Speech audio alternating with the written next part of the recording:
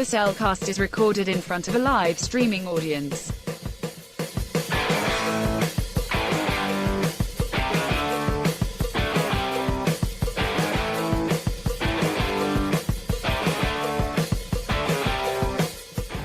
Hello and welcome to another episode of The Cellcast. Joining me today is a man who, well, we don't let him have sharp objects around anymore because then he might stab somebody. Welcome, Jacob. Snick.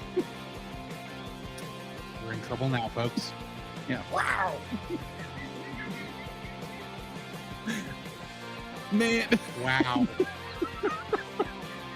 I feel sorry for the audio people listening to this because they don't know what was so funny about that. That you said sneak.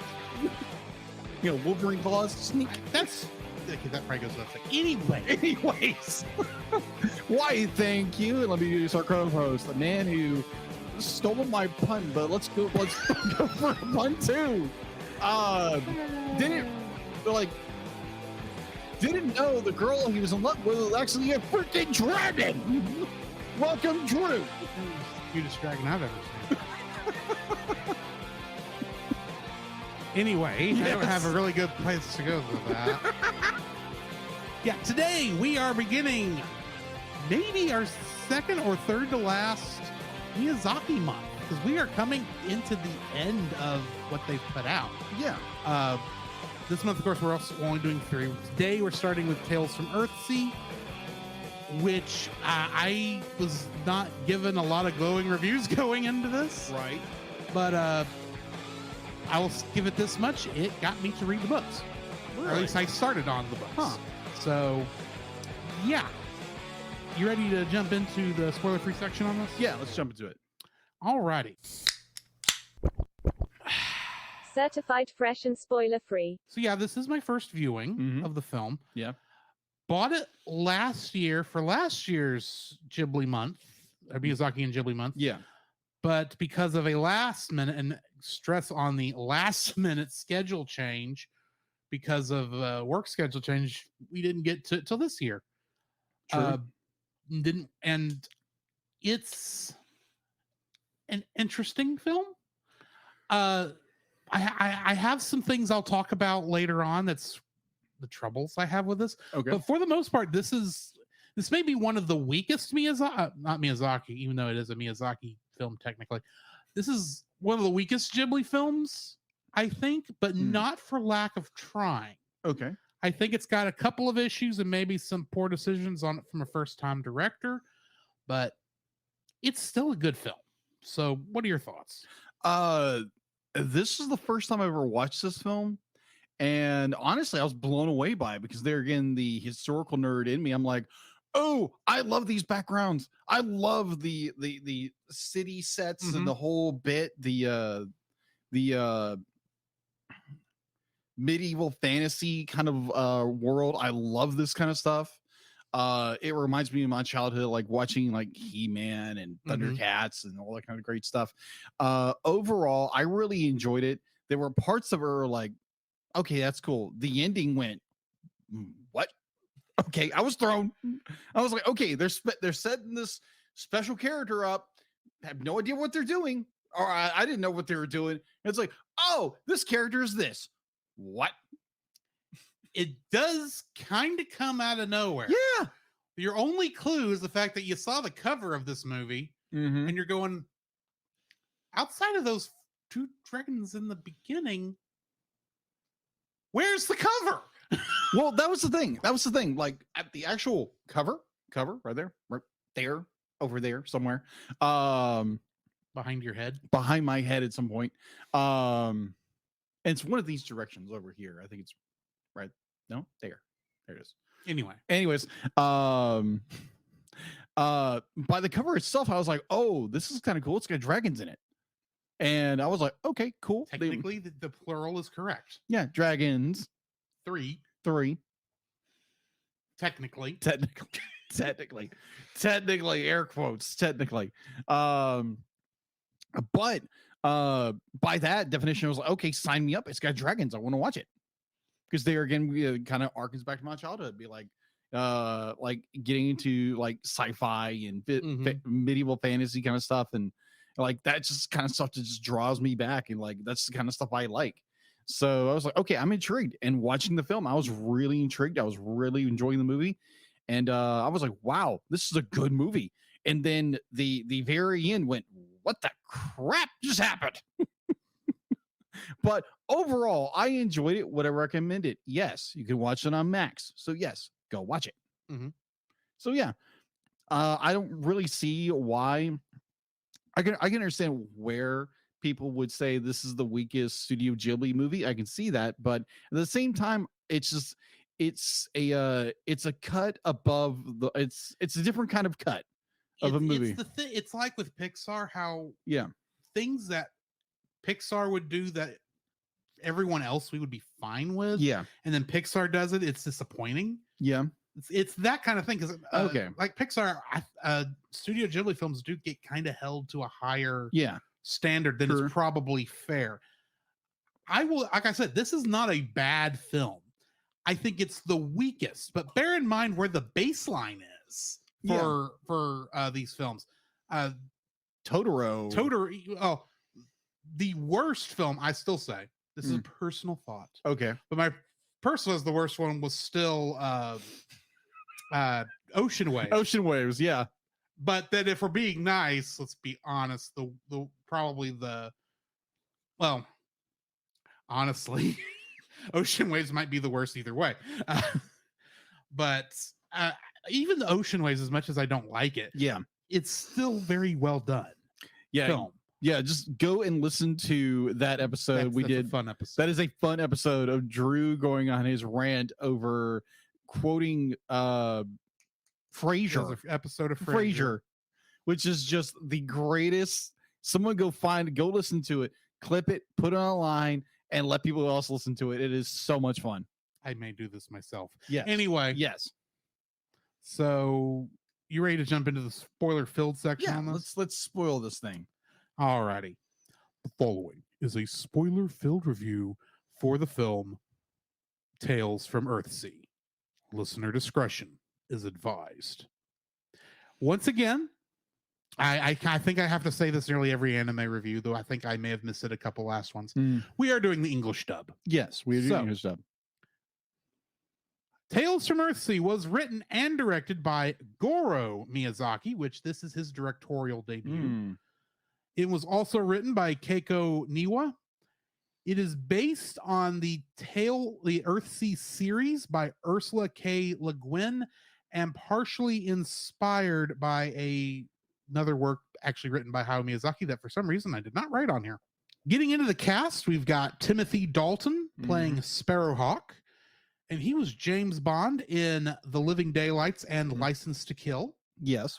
But we probably know him from Tangled the series, where he played Demanitus. That's right. He did play Demanitus. That's right. Our little monkey friend.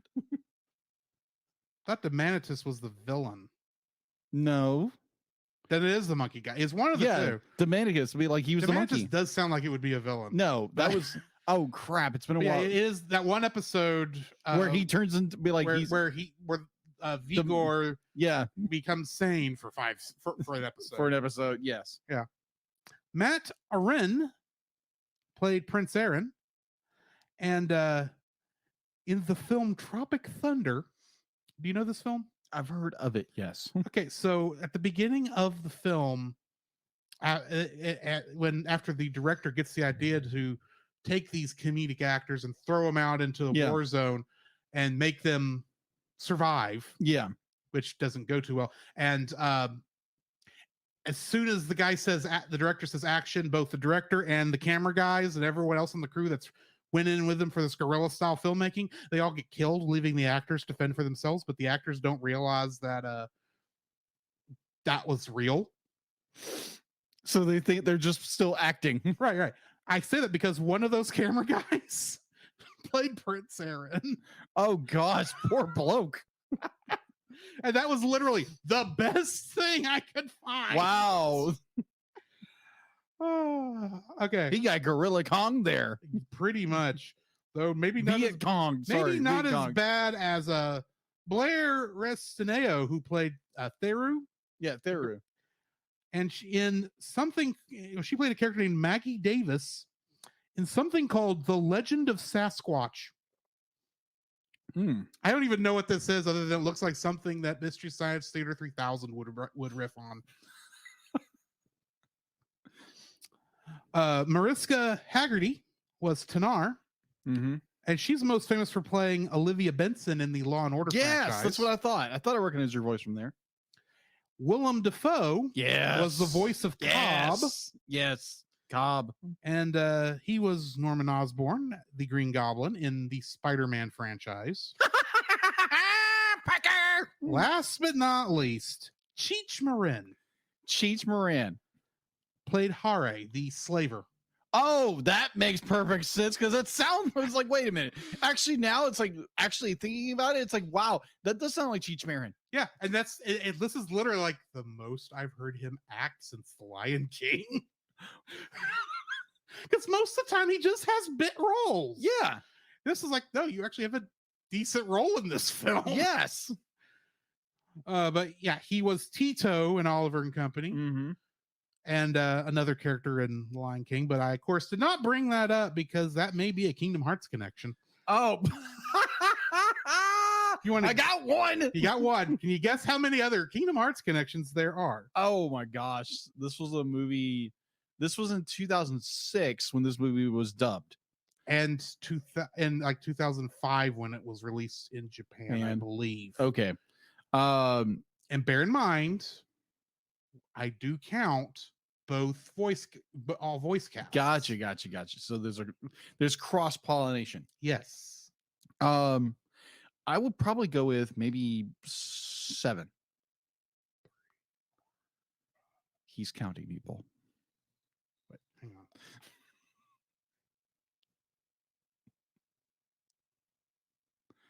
Okay. More counting? More. It's higher. Oh, it's 9. Higher. 12. Lower. 10. Yes. Okay. It is 10. And you want to know fun? Even though I gave you the thing about it may be Japanese people. There's no Japanese people in the Japanese version in this. That was also in Kingdom Hearts. The weirdest thing ever. Okay, then. So starting off, we've got Kevin Michael Richardson, who was the ship captain and one of Hare's lieutenants. Oh, okay. He played Sebastian and Captain Gontu in Kingdom Hearts. Tress MacNeille was one of the peasant women. Yes. I believe the one that is talking there after Sparrowhawk leaves to go get the sword. Oh, yeah. That they run into. The two the gospel woman? Yeah. Oh, yeah. I think that one of those is Tress MacNeille. Oh, okay. She's Daisy Duck, the Queen of Hearts, and Chip and Merryweather and Kanga in Kingdom Hearts. Of course, Cheech Marin, who plays Hare here, is Bonsai in Kingdom Hearts, the hyena. Mm-hmm. Jeff Bennett, who was additional voices here, was the mayor of Halloween Town, Mr. Shmee, Beryl, Large Beagle Boy, Small Beagle Boy, Geppetto, Merlin, and Lumiere in Kingdom Hearts. Mm-hmm. Jess Harnell, who played the Hazia dealer, the one that tried to get the prince on drugs. Oh, yeah. He plays Dr. Finkelstein Locke and additional voices in Kingdom Hearts 3. Who's that voice actor? Jess Harnell. Oh, Jess Jacko Warner. Oh, okay. Got it. That's the main thing we know him from. Party emergency. Brian George played the king, and in Kingdom Hearts, he played Barbossa. Russie Taylor played the other peasant woman. Of course, she's Queen Minnie Mouse and Fauna. And I want to point out something here. Okay. That means, in a strange way, those gossiping women were Minnie Mouse and Daisy Duck. Brilliant. Just putting that out there. Speaking of major voice actresses from Disney, Suzanne Blakesley, who in this film played the Queen, and in Kingdom Hearts, she was Maleficent, the Twilight Town computer, and Lady Tremaine, and the Evil Queen. Oh, okay. She plays every classic Disney villain. Oh. And probably if Ursula ever comes back, probably her too. Yeah. ever since Pat Carroll has passed away. Yes, but that hasn't happened yet, so we don't know. Yeah. So it's Tara Strong, most So likely. it's probably Tara Strong, who has additional voices in both. Oh, okay. Because there again, Tara Strong does everything. Well, yes. And Karen Strausman was additional voices in both. So what do we have in info and stuff? So info and stuff. Let me get me all the way to the info and stuff. All right, so info and stuff. IMDb, it is a 6.3 out of 10. It's available on Max if you are subscribed to Max, formerly known as HBO Max. Production formerly known as HBO Online. Yes. Formerly known as HBO We Want Money. Fair. Production obviously was Studio Ghibli, distributed by Toho. I like saying Toho. That's Toho. Toho. It's a very fun name to say, Toho. It was originally released on September 29th, 2016. Was that the Japanese release day? Or? No, if it's 2016, that's right. That's right. The English one. Yes. There's actually, I don't know if you got this in there. There was a reason Disney did not immediately release this. Really? When it came to America, and that's because the Sci-Fi Channel for one of their direct to Sci-Fi original movies, was they had the rights to Earthsea, and so Disney illegally couldn't release it in the United States until that went up, and then they could make the English dub. All right, so let me get to it. All right, it had an estimated budget of $22 million. It's open. Let's go to the Japanese box office first, and we'll get into the American. The film reached number one at the Japanese box office on its opening week. It grossed over 900 million yen, or $7.7 million in US dollars, pushing Pirates of the Caribbean Dead Man's Chest to second place and becoming the number one film in the country for 5 weeks. Dead Man's Chest, I think. What year did you say this came out? 2006, so this has been 2005. Okay, yeah. Sorry. Yeah. It became the year's 4th top grossing movie in Japan and the year's highest grossing domestic Japanese film with 7.65 billion yen. This would have been 2006 because that's when Dead Man's Chest came out. Yeah. So sorry, I had your dates wrong. Okay, no problem. Not a problem. Your computer's beeping. I know. I can't make it stop. Okay. As of 2020, it has grossed over 7.84 billion yen in Japan and $75.5 million worldwide. So now going into the US release. First released here in the United States and good old Canada on August. This was the weekend of August 15th, 2015. It grossed on its opening weekend was $20,000 and a lot of change. Its US gross and Canada was $48,000 and a lot of change. Its overall international gross was $68.8 million. So yeah, the movie's made some money. Let's see. Let's go into home release. We're starting with Japan. The video was released on DVD and VHS in Japan by Buena Vista Home Entertainment on July 4th, 2007. The DVD included the movie with both the original Japanese soundtrack and English dub, alongside a select of bonus features. A special edition 4 disc DVD set was also released in the same day, featuring extra language tracks and more bonus material.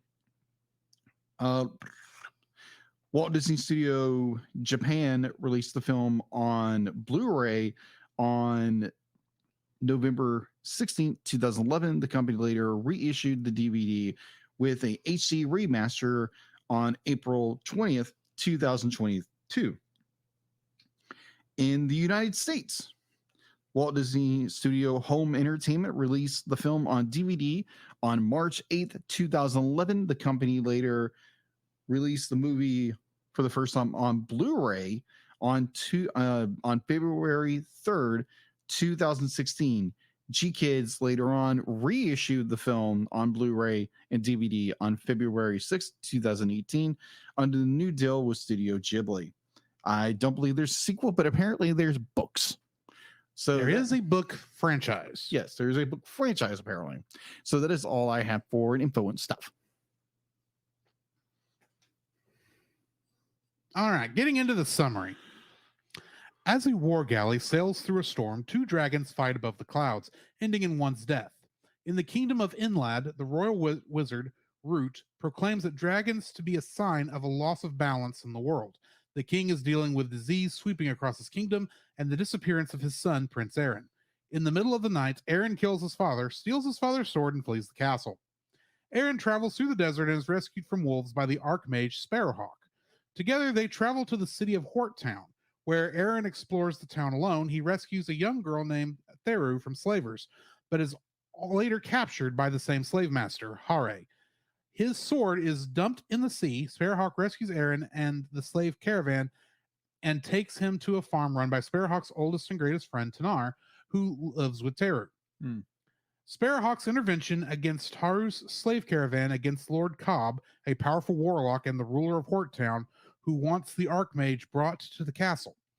Meanwhile, Sparrowhawk tells Aaron that he seeks a way to restore the upset balance, then resumes his search in Horttown. While there, he buys Aaron's sword from a merchant stall and manages to evade capture from Hare whilst learning about Cobb's castle.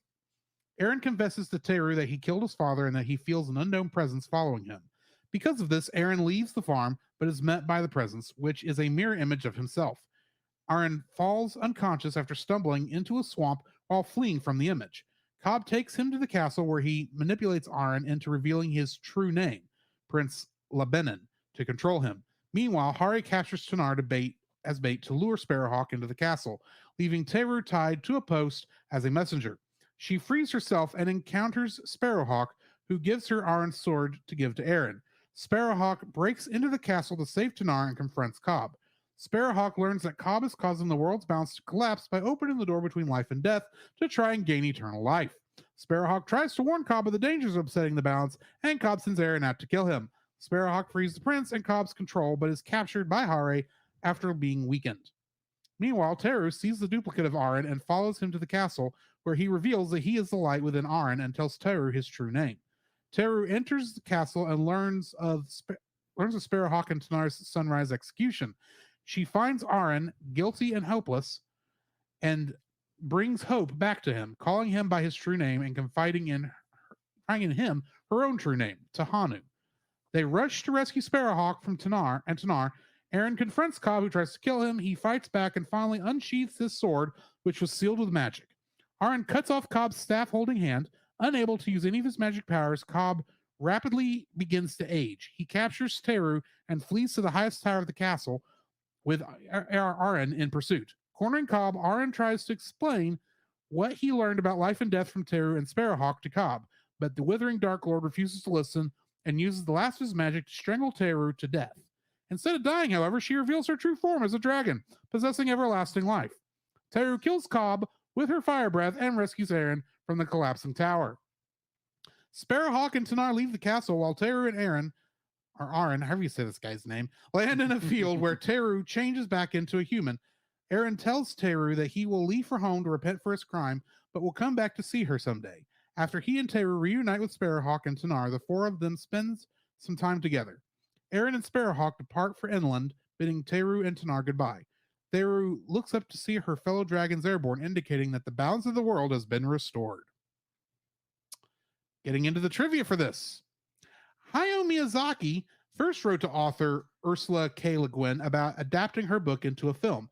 Le Guin at the time was unfamiliar with Miyazaki's work and associated animation to be similar to Disney animation, and turned the offer down. After she saw My Neighbor Totoro, she loved it and decided to allow the movie to be made. Hayao Miyazaki wanted to direct the film, but was busy filming Howl's Moving Castle at the time. Producer Toshio Suzuki chose Goro Miyazaki to direct since he was impressed by Goro's talent and making decisions quickly and properly while working in the Ghibli Museum, and his ability to draw pictures. Hayao was against Goro directing, and production was very tense. Ursula K. Le Guin was disappointed in the final adaptation of the book. Despite the movie being property of Japan's Studio Ghibli, it marks Disney's, either through production or distribution, their first animated film to receive a PG-13 rating. Parts of the film were inspired by and borrowed heavily from Hayao Miyazaki's graphic novel. This is the one I couldn't remember. The Journey of Shauna. Hayao also reused elements from his book for his own directorial efforts, such as Princess Mononoke and Nausicaa of the Valley of the Wind. Goro Miyazaki was 37 at the start of production, the same age as his father, Hayao Miyazaki, was at his first film. This is Studio Ghibli's first film to be rotten on Rotten Tomatoes, standing at 41%. This is loosely based on The Farthest Shore, the third book of the Earthsea novel series by Ursula K. Le Guin. What is your first like for this film? My first like, and this is the first thing that blew my ever living mind with this theory, and being a history nerd, is the freaking backgrounds of this enormous fantasy world and how depth it is. Be like the fact to be like you are thrust into a world you don't understand. You're like most Ghibli films, you are kind of like gently walked into a world where you are immersed into it. This one, you are just plunged right into it. And what I love is the architecture, the design of the world, because to me, it has this very much of a fallen Roman Empire that has been taken over by the Islamic Caliphate back in I want to say the 11th century, back when Constantinople fell. But there again has this very much this ancient ruin world feel, like this world is falling apart in every fashion or form. Like everywhere you turn, there's nothing but ruin and decay. And just the design of the world, the design of the characters, I just love all this stuff. I just ate it up. And it was probably my favorite part of this film was the aesthetic, the world itself, and the character design. It's very much a Ghibli film. But when you see aqueducts and you see like something that looks like the Hagia Sophia, with its turrets after the Caliphate took over, and I was like, oh my gosh, this is gorgeous. To be like, can I just get a shot of this in the background, and I will put that on my wall. Thank you very much. That is gorgeous. So yes, the backgrounds, I love it. What's your number first like? The art in general in this film. There is not a shot in this film that is not absolutely gorgeous. There is some compositing issues, but those are minor for the most part. Yeah, sure. Especially when they bring in where the digital stuff is. But bear in mind, this was 2006. This is true. It was still a little new at the time. Fresh. That particular way of doing things. Very fresh. But the art in this thing is beautiful. Every character design, every piece of background, like you said, whole sequences, like, oh, this is breathtakingly gorgeous. But my first like is the art. Okay. My second like, well, I put this one character on there. Is like, you know what? The only part I really enjoyed was the very end when you realize, oh, it's this actor who's doing it. And then you were going through the cast, and I was like, oh, I enjoy this character more. Cheech Marin. Yeah. I love the character, and his motivations are absolutely horrendous. Let's say that. But as a character, every like Cheech Marin chewed this microphone up so good. He's the comedic character throughout the entire film, but as a henchman to Cobb and the the evil slave trader, oh my gosh, I love his character. Strictly from a characteristic standpoint, It is golden every single time. The design of what's the character's name? Hare, Hare. I think is how you Yeah, say his Hare. name. That's right. Yeah, Captain Hare is just so well done. There again, the medieval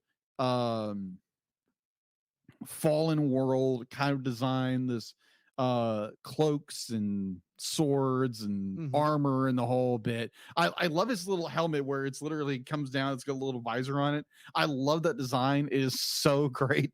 And they're again going into Cheech Marin every time he's chewing the microphone up, he is giving like, you know, a Cheech Marin performance, like you said before in the opening, where Cheech Marin was primarily known for like doing small roles and not very large roles. Well, I mean, Cheech and Chong is what Cheech and is what Chong, he's primarily known for. Right. So yeah, in those films he has a major role, but Right. for the most part, in like the stuff that I normally see him in, Yeah, he's got more bit parts. it's more like, oh, it's the funny Mexican. Yeah. It's the roles that now go to Gabriel Iglesias. Right. Right. I think of Gabriel, not Gabriel, let's not get him on my mind. Cheech Marin, I think of Ghostbusters 2, his one little scene in New York when the Titanic comes back and it's like, I can't even remember the line. I think it was like they're be like a little early, aren't they? A little late, maybe. A little late, maybe. That's right. But yeah, like Cheech Marin be like, I just loved his performance. It was great. It was wonderful. It was a delight to hear his performance and what he brought to the stage, or in this case, the microphone, and I thoroughly enjoyed it. My second like, while I do appreciate yours, don't get me wrong. As I have gotten older and I've listened to this particular actor when he is in stuff. Granted, when I first the first time I heard of this actor, it was in a negative connotation because he's famous for playing a character that has been played by a lot of different actors. Okay. And he's one of the less liked actors. Oh, okay. In that role. Gotcha. Well, till Pierce Brosnan, but that's beside the point. I'm talking about Timothy Dalton. Yeah, Timothy Dalton. And the thing is, I have yet to see either of those two films. I am strongly suspecting Timothy Dalton's getting a lot more flack than he deserves for that, because good night, he is such a good, strong voice actor, and you can tell it here as Sparrowhawk. Yeah. He's just he's just got that kind of voice where it's like it's like a not quite as menacing Christopher Lee, if that makes sense. Makes sense. It's like that kind of tone and intonation, but you're not automatically thinking, okay, Saruman and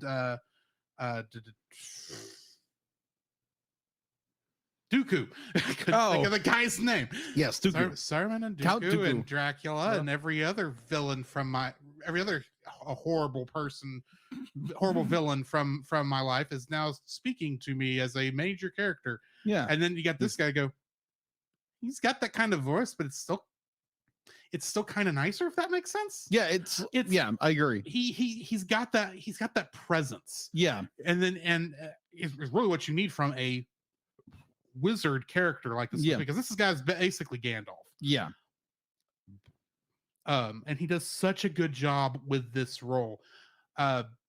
Having gone through the first book, which is mostly Sparrowhawk's background from when he first went into learning magic to, I assume it's going to end when he becomes Archmage, but I don't know this for certain. Okay. I at least know how he got the scar. Oh, okay. Which is an interesting little tale. So how I'm just questioning, how did he get the scar? Being a teenager and showing off in front of his buddies by using some magic he really shouldn't have. I thought he would gotten fighting with some kind of animal. It looks like a slash across his face. Well, it is a slash, and I'm trying not to spoil anything for anyone who might go through the book. Okay. But he summoned something he really shouldn't have. Okay. I'll put it that way. Gotcha. Because he was showing off. He got into a fight. Oh, okay. That sort of thing. Oh, okay. Now I'm intrigued. Now I might want to. And The story is very good. A Wizard of Earthsea is the name of the first book. Okay, just curious. Be like, here's some the audio or I extra. am listening to audio. Okay, It's on Audible. okay, But not sponsored. We love be sponsored. Actually, we might need to double check something because that one might be possible. Okay, all right, good deal. But beside the point, the book is Sparrowhawk is.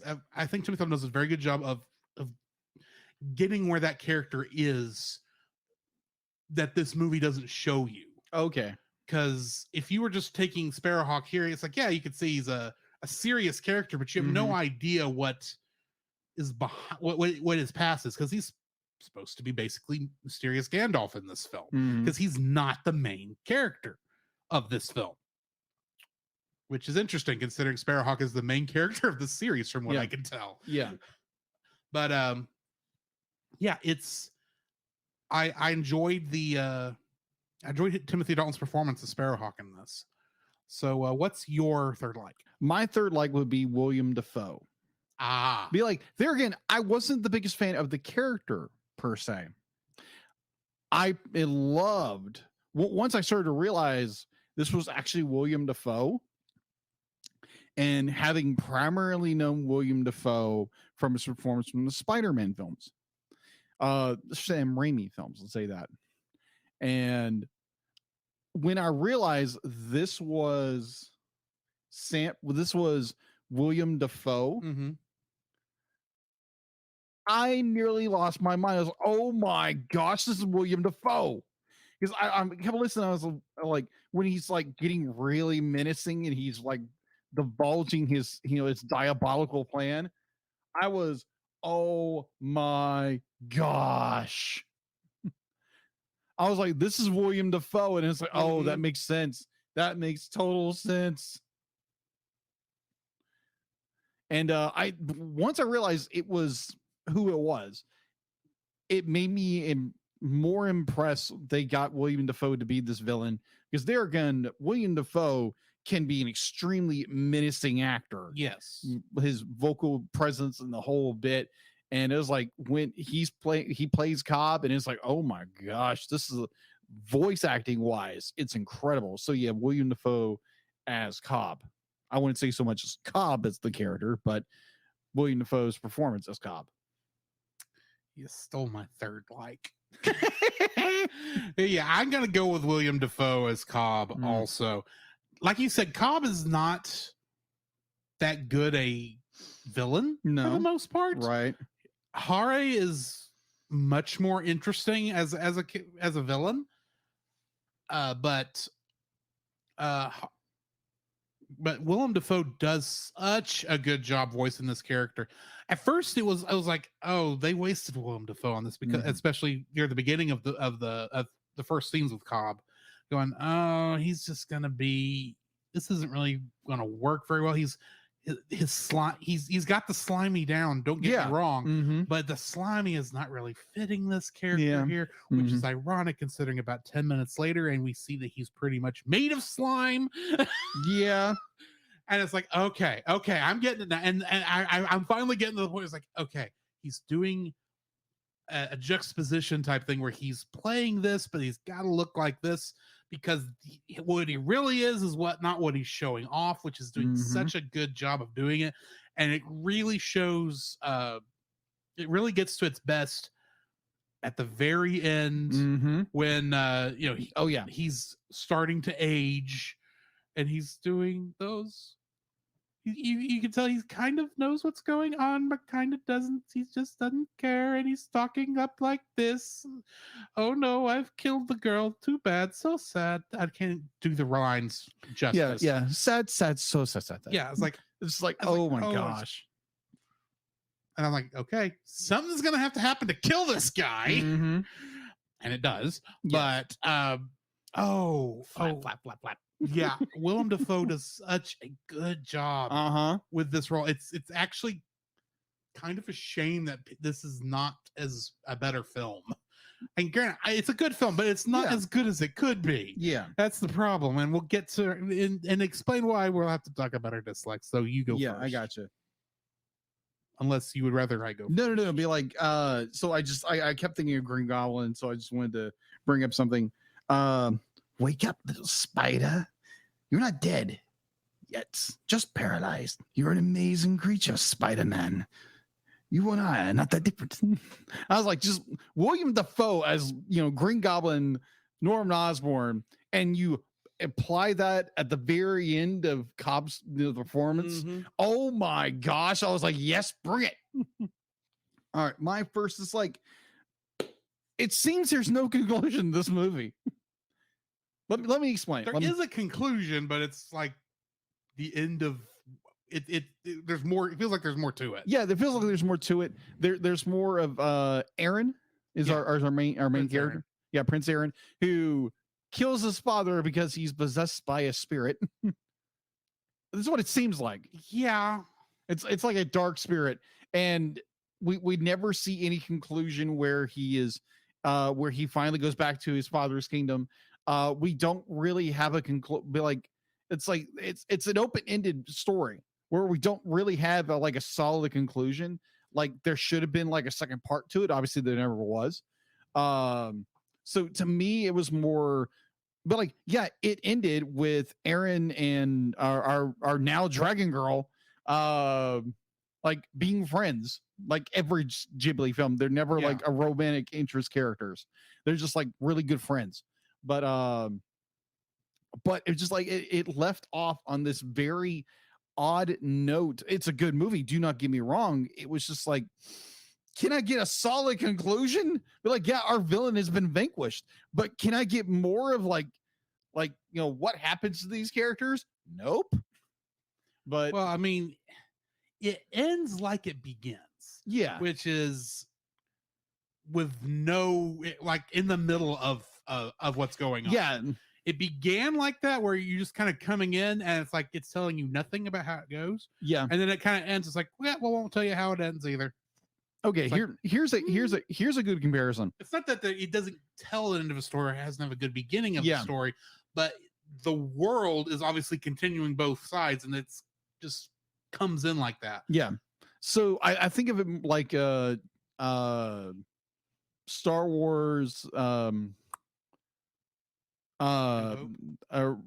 Revenge, but The Empire Strikes Back. Empire Strikes Back. But like you have this movie that is set in the middle of two films. It's a second act to a 3-part trilogy, and like it starts off, it's like, okay, these characters are already established, and it ends with, okay, we have no idea what's gonna happen. But I mean, like, it's enjoyable, but I wish we had more conclusion to this. It feels like there should be another film attached to this, or at least there's more information given to us. So, and like you said, this is based off the third book. This is technically based off the third book. Mm-hmm. And Tanar, I know it's technically her story. She says Sparrowhawk rescued her from the tombs of Anak. Mm-hmm. The second book literally called the Tombs of Anak.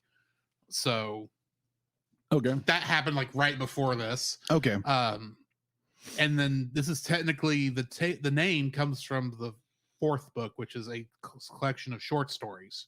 Okay. That are peppered throughout. That makes sense. Which still makes you wonder, why'd you call this one Tales from Earthsea? There's only one tale here. True. But I mentioned that this is probably one of the weakest Ghibli films. Don't hear what I'm not saying. I'm not saying the film is bad. Yeah. I'm saying of all of the Studio Ghibli films, it's the weakest one. It's the one there has to be a film at the bottom. Yes. This, for me, happens to be, it's either at the bottom or like right above the bottom. And part of that is every other Studio Ghibli film, at the very least, gives you something tangible you already know to kind of attach yourself to. Got it. The closest one that doesn't do that might be Princess Mononoke, because it actually starts with the demon, them fighting the demon. Yeah. But it very quickly gets past that point to when you're just watching him on his journey. So this film does not give you that. Okay. It starts, and it's weird. I say weird. It's another world all the way through. There's nothing that really you can connect quickly to except for fantasy tropes. Yes. Now, I say that I was able to keep up pretty quick, but that is one of the downsides here is they like the first line in this film. Mm-hmm. Actually, maybe the second or third, but it's in the first scene. Okay. They get it's on the ship, and the captain of the ship calls up the weather wizard. Yeah. What on earth is a weather wizard? But you kind of can figure out what that is. Yeah. Calls him up to the deck to stop the rain from coming, or calm the waves, or what have you. And all of a sudden, you could see the terror in the weather wizard's eyes because I've forgotten the names of the waves. Now, here's the thing. I kind of knew what that was going on, why that was necessary. But if you are not if you're not a fantasy connoisseur and not have had to deal with magic systems and trying to figure that out, you're going, what do you mean? What's the name of the waves? They're waves. Yeah. This is a traditional magic system that is present in a lot of different things where names give power. Yes. The fact that names have power does not come up again until halfway through the film? Yeah. When Cobb finally convinces Aaron to tell him his true name. Mm-hmm. If you didn't catch that at the beginning, you didn't catch that part right there. Mm-hmm. You have no idea why him telling his true name is important. Yeah, that's true. You just think, oh, well, maybe he wasn't traveling under his true name because then people would know, oh, this is the prince that killed his father. Yeah. Except then you have to remember, oh, no, he was being called Prince Aaron at the castle. Yes. So that can't be it. What is this deal with this true name? And then she ends up telling him her true name later on. You're going, you kind of can tell there's something more there, but it doesn't give you anything on why this is a big deal. Why telling Cobb his true name let Cobb take control of Aaron? It doesn't tell you that. It implies a lot. Yeah. And granted, I kind of was able to catch on to this, but it's only because I think I've read some other, like, I think there's a Tolkien book that deals with the power of names and such. And I read that way back in high school, or junior high, which was the wrong time for me to be reading this, especially when it was abridged. But it doesn't. It's minutia like that this film doesn't give you. You're barely. You can kind of tell when they get to the Hajda dealer that, oh, that's a drug, because it's kind of obviously being told explicitly. Yeah, but I don't know. There's a lot of stuff in here where it's like you're expected to. It expects you to grab a hold and hang on for this stuff. Don't get me wrong. That's something I do think you should be able to do, but it is weird for a Studio Ghibli film to not give you anything tangible about the universe other than we're walking. And that's pretty much until they get to the farming stuff on Teru's farm. That's about it. I mean, this gives you nothing to help ease you in. It just drops you in. I know that's one of the things you liked about it. Yeah. Is that it just dropped you into the universe. Yes. And you had to swim. But that is, in my opinion, if you don't pick up in a hurry, you are left to drown for the rest of the film. That is true. That is the downside here. And I think that's really where this film suffers, is if you missed anything in that opening, you're lost. And you're drowning and not able to tread water in this film. And that is so odd for a Ghibli film. So yeah, that's my first dislike, is that there's nothing to hold on to at the beginning of this film. I gotcha. That you don't already know what it is. Yeah. Which is odd for a Ghibli film. Yeah. Also, I do like your the analogy be like being dropped into a world. Yeah. And you don't have a life preserver. You got to figure things out. And I have You're not nothing, throwing a line. I have nothing against being dropped into a world. Yeah. But you gotta throw me the preserver fairly quick so that I True. don't get, so we don't drown. That's just something I prefer in a film. Fair. I should not have had to read the books before to know Yeah. what half this stuff they're referring to is. Yeah. Granted, I should be able to say, oh, dragons are fighting in the sky and that's what's causing the weather. That would be fine. Then don't call the weather wizard up and give me this information. It's like where I don't know what that means. Yeah. But granted, how else do you bring in the thing about the power of names? Because that's something everyone in this world is going to know. Yeah. So you don't have the, pardon the thing, you don't have the Jubilee to ask the stupid questions. Sure. So that we can find out what the answers are. Right. This is not a film where we can have that with parts of this. So anyway. Yes. My second dislike, there again, this came out of nowhere. It was like, what in the world? But it's I have her name. Thera? How do you pronounce her name? Teru? Yeah, Teru. Yeah, Teru's transformation. I was like, okay, here's the villain. The villain's got the upper hand. Prince Aaron is like, he's hanging on by a thread, and here comes Teru. Yeah. Here comes Dragon Ex Machina. Yeah, exactly. Dragon Ex Machina. That's the title. That's the title. Dragon Ex Machina is definitely the title of this review. Yes. Dragon. I am writing that down. Good. Deus Ex Dragon. Dragon Ex Machina. Dragon Ex Machina. But yeah, Teru just pops into a dragon form, and Cobb is like, oh my. It's like she turns into enormous dragon. You don't see the transformation, which I thought would have been freaking amazing if they did. Well, it kind of did it, but it was a very much anime transformation. That is true. That is true. So it's like the only thing you need that would have made it worse. I say worse. That would have given us more is like if it was like a Sailor Moon magical girl. That's what I kept thinking. Because technically, she's a magical girl. That is true. She turns into a freaking dragon. But anyway, Dragon Ex Machina. Dragon Ex Machina. But oh my, it just came out of nowhere. I was like, okay, we get context to be like she was abused by her parents, very cruelly. And then she was raised by how do you pronounce her name? Tanar. Raised by Tanar.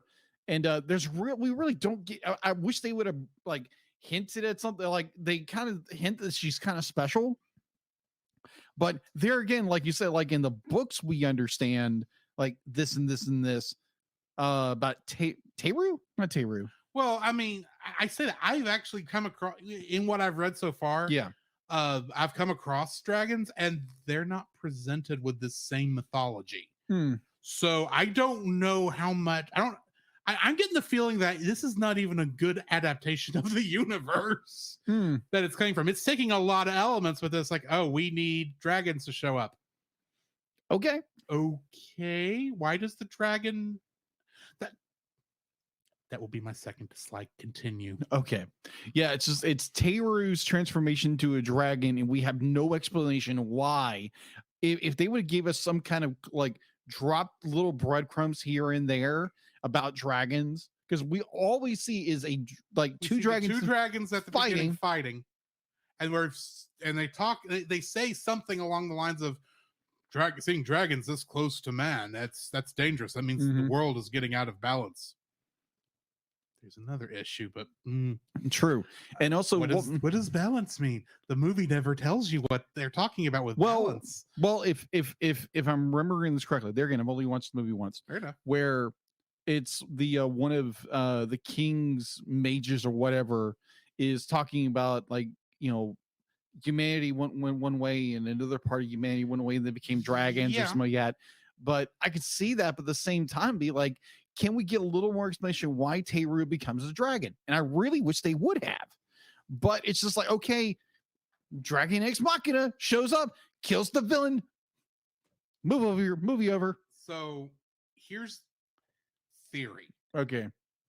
All this is, she was always a dragon. Yeah. She's the kind of dragon that can turn into a human. Yeah. So in order to stay undercover so she doesn't get attacked by, I'm assuming, her abusive family. And to camouflage herself among the humans, she stays human most of the time. Interesting theory, podcast theory, but I would probably counter that theory. It's a good theory. The only problem is she doesn't even realize she's actually a dragon.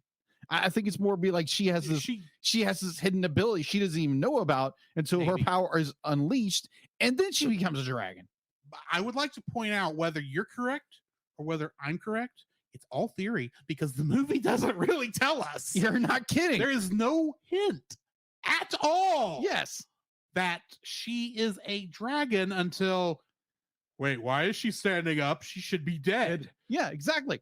And then you get the whole the little hair ties on her, yeah, that thing. They disappeared, and she's obviously going Super Saiyan. Yeah, that's what I kept thinking. She goes, oh crap! Like, oh, she's still alive. Why is she still alive? Oh, she's a dragon. She must be more powerful. Wait, what? Why? Forget it. You pretty much got your dislike out before because mine's gonna jump right off of this. Okay, my first thought was like, okay, she's gonna turn to oh crap, what's the dragon from Dragon Ball Z? Shinron. She turns into Shinron. Well, except that's an Eastern style dragon. I know, nuance. This is a Western style fantasy source. It's got to be Western dragon, except it's not even. Anyway, anyways, what is your second dislike? So, how did she survive? She's a dragon. And Dragon Ex Machina? Why are dragons are immortal, apparently? Yeah, apparently they're immortal. But they have eternal life. But they have kids, right? I would think so. And they haven't taken over the whole world? I don't know. We don't know this. We have no information. The movie tells us nothing about dragons. Why does the dragon have eternal life? And then she has that one line. She says, I have life, so I can give it to another. Huh? What? He's alive. Yeah, he's depressed, and if you can call that living, but it's living to an extent. Does not make sense. Maybe I am just. Hey, we both only had one viewing of the film. Yes. We could have missed something. Yeah.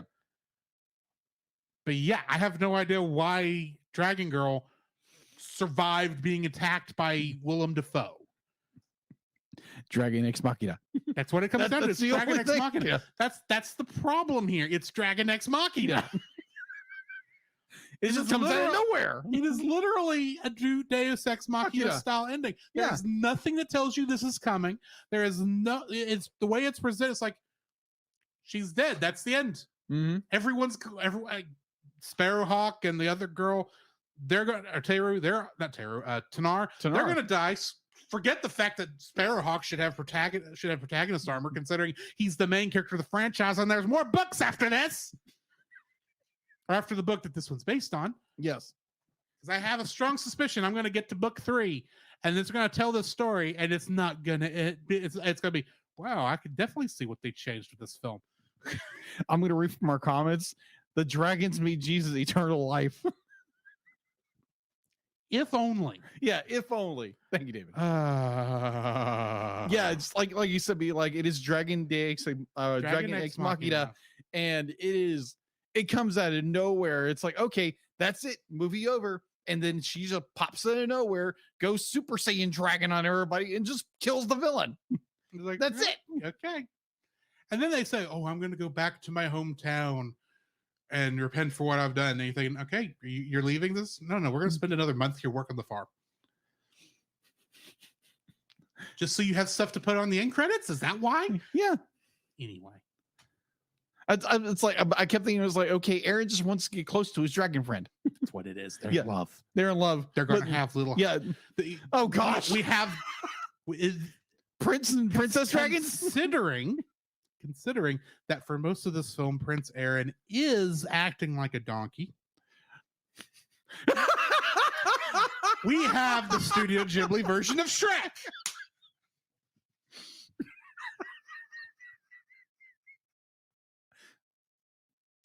And tomorrow I'm getting some waffles. I'm just saying, if somebody has time on their hands and is good at editing, I want some lines from Shrek from Donkey in Prince Aaron's mouth, please.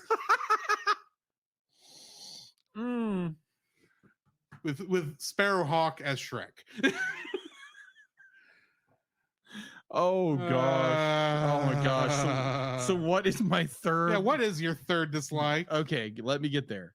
All right. So my third dislike would be Cobb. He is a kind of a mediocre villain. It's like, yeah, he sits in his ivory tower and be like, yeah, Cheech Marin character does everything. And he's just like, be like, ooh, like he's an evil wizard. And when we finally meet him, he turns into goo. It's like, I am past immortality. I'm a big villain. Oh, I'm going to give him a big monologue of how evil I am. I'm going to do this. And then he becomes Goochar from Dragon Ex Machina. And Dude, that's what? Goochar? Goochar, because he gets burned. Okay. That was the first thing that came to mind, Goochar. Because he turns into goo. Anyway. Yes. So I mean, like, I don't find Cobb, our evil villain, not so much villainous because he doesn't really do anything villainy. Like, yeah, he kidnaps some people, which is terrible. To get Sparrowhawk to, you know, come to him, which, okay, granted, that's pretty evil. But he doesn't do, I think of because we reviewed it. We reviewed the Black Cauldron. We've already reviewed that. And I think of the Horn King, King of that character. Horn King is literally the character I was thinking of when you were describing Cobb. Yeah, it's the same thing. Be like, he's just the villain that sits in the background. Yeah. Doesn't do anything until the very end of the film, and it's kind of lackluster in a way. Like, yeah, he shows off his power a lot. Palpatine in the original Star Wars trilogy. Yeah, he literally sits back doesn't. there and sends everyone else out to do his dirty work, and finally does something at the end. Yeah, and that's why I don't like him like I like Darth Vader. That's true. And he ends kind of like Palpatine. Yes, except not being thrown down a shaft, he gets burned up and he falls. And thankfully, Hare, being this movie's version of Darth Vader, does not end up being Aaron's dad. Thankfully. Yeah, that would, our mother in this case. Hare is Cheech Marin. Oh, never mind. Never mind. Granted, I know why you said that because we have done something.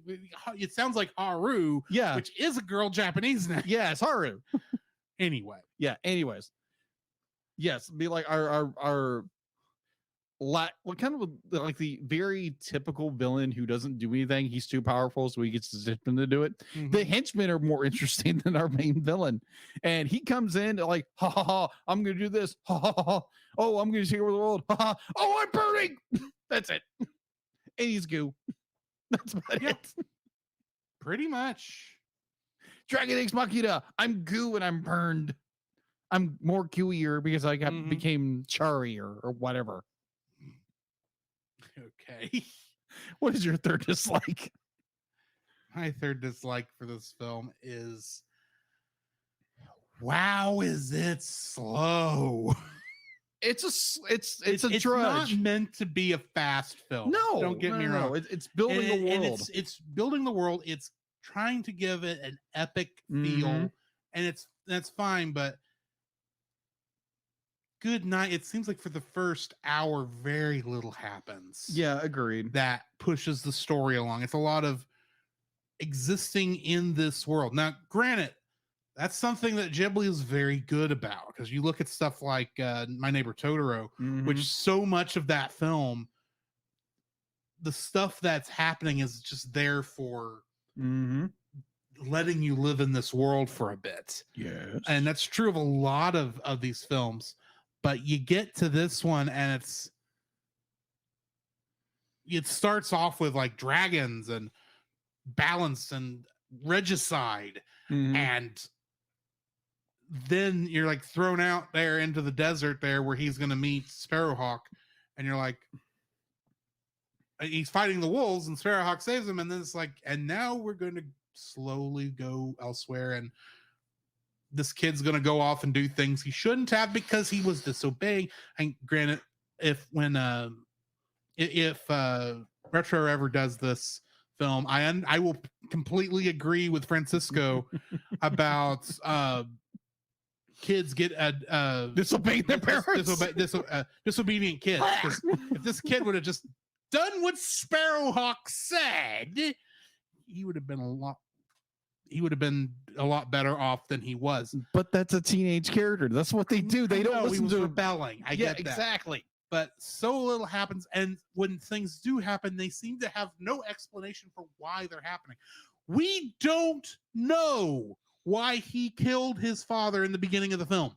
The only explanation we're really given is that his either it's his evil side or it's this dark entity that's following him and he can't control it. Well, and that dark entity thing is a thing from the universe, because there is like somehow you got depression can result in like possession to some degree, which is kind of what happens with Cobb and all that with and how he goes with that. But it's, if you are just going into this film with like no knowledge of what this is, it tells you nothing. You get no explanation as to why he did it, other than, I don't know why I killed my father. I didn't want to, but I did. I felt compelled. It's like, then why did you kill him and then run away? What was there wasn't, I understand he doesn't know why he did it, but we're never given an explanation as to why he did it. If it had been something that he was somehow compelled to do because of he got a spell cast on him, or somehow maybe Cobb was already manipulating him to come to him somehow. I don't know exact things here. I'm just kind of because that actually kind of makes more sense that Cobb would have some kind of control over this dark entity. It's a different country, and it was still going to be probably a month's travel at most. At the shortest. From their kingdom to Horktown. Yeah. I think it would have been a really interesting there again. Be like, it's far enough away. The kid's surprised that slavery is a thing. Yeah. The thing I thought would have been really interesting if you had a Cobb and like pulling the strings the entire time. Yeah. That he's been manipulating the prince, and that like, would cause him to murder his father, and he doesn't understand why. And you get this dark entity that's following him. It's Cobb the entire time. Grant, we're supposed to get the idea that what Cobb has been doing is what's caused the world to get out of balance, and doing that allowed the kid to get depressed, possessed somehow. But I mean, that seems like it was almost chance. It was not someone manipulating events in their favor, which is what that kind of villain needs to be. Yes, he's opportunistic, and yes, it's a fantasy thing where he's not going to control the whole world. This is not a JRPG. True.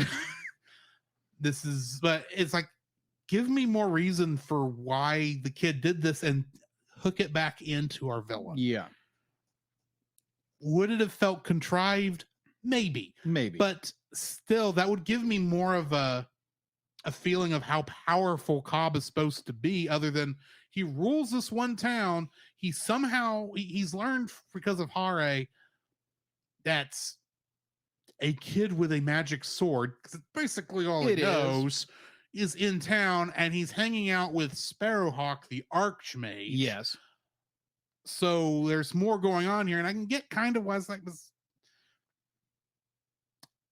this is really what it comes down to. Because there's so little explanation for some things, and they didn't use those. They didn't make an explanation that hooked back into the villain. Right. The villain becomes less and less villainous. Yes. In such a way, which makes the ending when she goes Dragon X Machina feel like did you really think the end of this story through Yeah. to bring everything forward? It's not, like I said, it's not a bad film, but it's like these things. It's like if you'd have done this, you could have tightened this up and made a coherent story. I guess that's really what it comes down to, is this story does not feel coherent. Yeah, agreed. And that's what it comes down to. So yeah, I'm gonna go with my third dislike is the incoherency of this story. Mm-hmm. Agreed. So we need to rate this thing. Yeah. So what did you rate it? Giving it a 6.5. Oh, okay. Like I said, I feel this is the weakest film of the Studio Ghibli library. Yeah.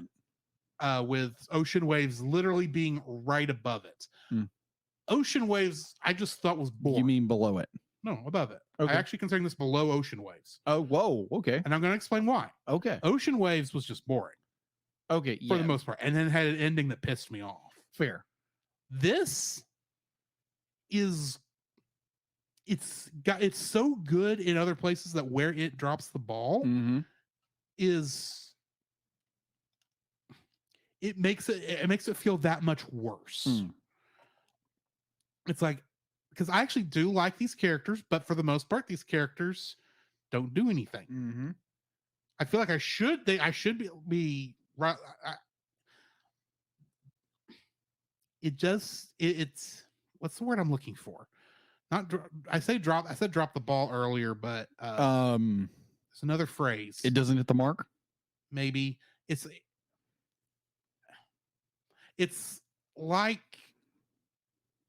it's like they had all of the ingredients Yes. for a great film, and you can taste every single one of those ingredients. Yeah. But when they got to the baking, Yeah. they had the temperature wrong. It got burnt, and because it had so good high points, the fact that it doesn't measure up to what it should be, makes it that much worse. Or it's slightly undercooked.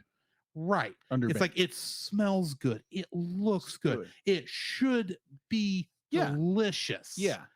And you bite into it and it's like, okay, some of this is overcooked, some of this is undercooked. Mm-hmm. I don't want to finish this. And since this did actually make me go and pick up the book or get the book on Audible, and I've been going through the first book in the franchise or the series, and I'm seeing how well Ursula K. Le Guin has built this universe. I'm like, wow. It's like, how did Goro, how did you screw this up?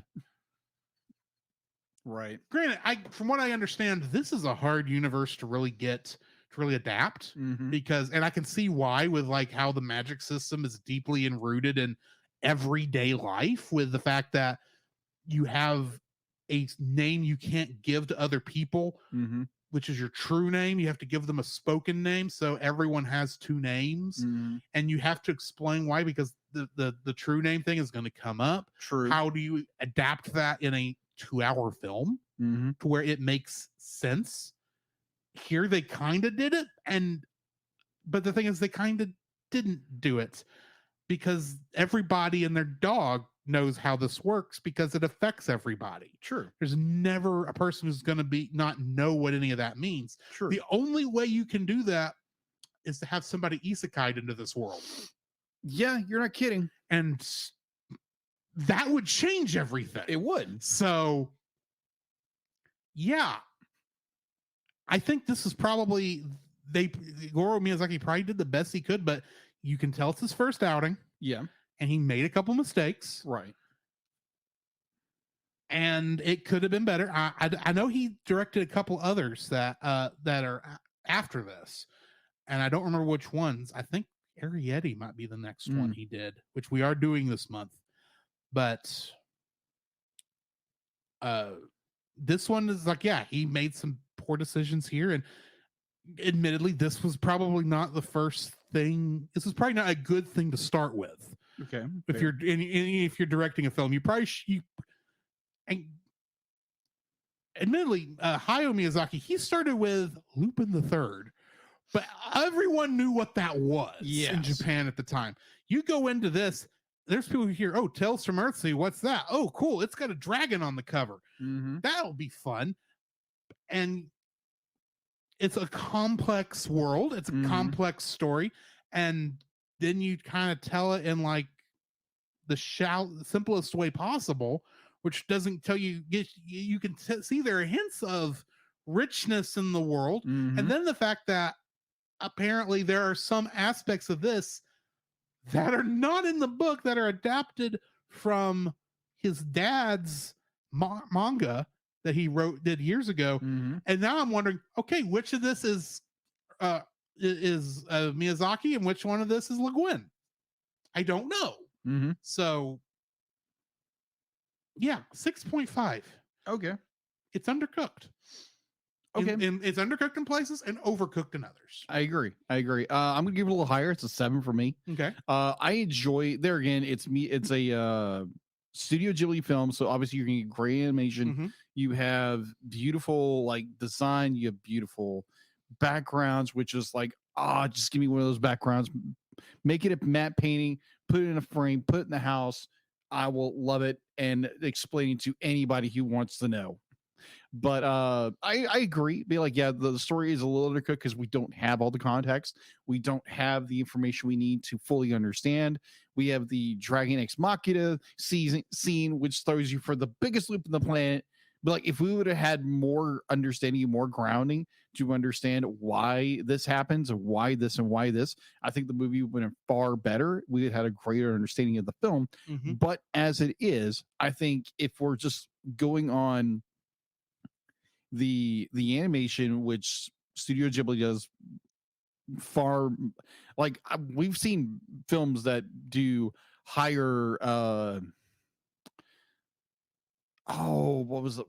I'm trying to think of the series, which I'm just, oh my gosh, like Weathering with You. Yeah, like different tarot sauce, but you're talking with like greater like atmospheric and background, whatever. But this is a Ghibli being Ghibli. I can't give the movie anything less than a 7 because it's just a beautiful film. Be like, it does have its flaws in a story that needed to have a little more time, maybe a little more in the oven. Using your analogy, but overall, be like, I enjoyed it. I think it's a film I probably would go back and rewatch. I actually just downloaded the first book of the book series on kind of your recommendation. So I've got about an hour left on it. So. Oh, okay. So yeah, I'm enjoying it. I'll be like, I enjoyed this movie. It's a 7. It's not, like you said, it's a little undercooked in some parts, maybe a little overcooked, but I enjoyed it. So I enjoyed it tremendously. Well, on that note, that finishes our review of this film. Next week, yes, we are going back to Hayao Miyazaki with his book based on the classic Hans Christian Andersen's Tale of the Little Mermaid, though that is a very loose basis. Yes. We are looking at Ponyo. So everybody get your ham together to give to the water girl. Have you seen Ponyo? No, I haven't. You have no idea why I'm bringing up ham, do you? No, I don't, because when the movie was coming out, I saw when the Ponyo likes ham.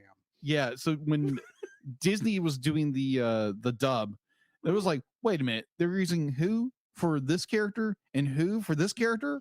Oh yeah, because we do have Liam Neeson as kind of the villain. This was another one of those where there's not really a villain, but there is an antagonist. Yeah, and they use a young Cyrus and they use a young Jonas in this movie. Yeah, which I was like, okay, that's interesting. Yeah. So you'll find out what we're talking about later if you don't know already. And this would and fun fact, Ponyo is the first Studio Ghibli film I got to see in theaters. Really? Yeah. That's interesting. Because that was after I finally had seen some when it was coming out. Yeah. I'd finally gone and seen some things that I was, the first Ghibli film I saw was Spirited Away, but I wasn't too hip on it. And then I went and watched a couple others, Mononoke. Yeah. Porco Rosso. Yeah. Kiki. Yeah. And then it's like, Kiki. Sure, I'll go watch this. And Hayao Miyazaki, the new Hayao Miyazaki's new film, it's going to be in theaters. Like, it's actually going to be within 100 miles of me. It was actually in Tyler. Granted, I have no idea if if any of the others showed in theaters that were close enough, but I went and watched this one. So this was the first one I got to see in theaters, and let's just say this may not be my favorite one either. Okay, so this is gonna be an interesting month. I'm not saying it's bad. No, I know that. I'm saying this may not be living up to expectations. Either way, join us on the other side of the bumpers. We'll be talking about news, what we've been watching, X-Men. X-Men. That's pretty much it. Yeah. Which, boy, these episodes of X-Men. So one of these is one of the ones I have pleasant memories of. Yeah. But we'll get to that in a minute. Yes. This podcast is a proud member of Culture Box. Whether you enjoy geeky reviews, comedy, or original fiction, you can open up the Culture Box and find something excellent for your soul. Point your web browser to culturebox.media. This week, we suggest listening to the Retro Rewind podcast. On the Retro Rewind podcast, every other week, you can join them as they travel back 15 or more years along the entertainment space-time continuum in their mission to review movies and games, establishing what is still worth your time today. Expect fun banter and trivial insights from Francisco, Paul, and a rotating series of guest hosts, who are all out of time. The Cellcast would also like to thank the following patrons: Ashley and Francisco Ruiz, Book of Gaming, PaulJPowers.com, and Edwin Gonzalez. If you want your name shouted out on the show, special art from Jacob, and uncut episodes of the Cellcast, please donate to us on Patreon. So, Jacob, I have a question for you. What have you been watching? A whole lot of nothing. Still? I had been well, okay, yeah, admittedly. Yeah, with my issue. It's been stressful. I'm surprised actually we were able to get that artwork to me under the current stress level. I would not say stressful because I really wasn't stressed about it, because it was like, okay, get this done. And it's like, okay, this is gonna be delayed until this time. But it was more just having to store things away in the whole bit. But I did get a chance to like I told you guys yesterday about they released the final Beatles song.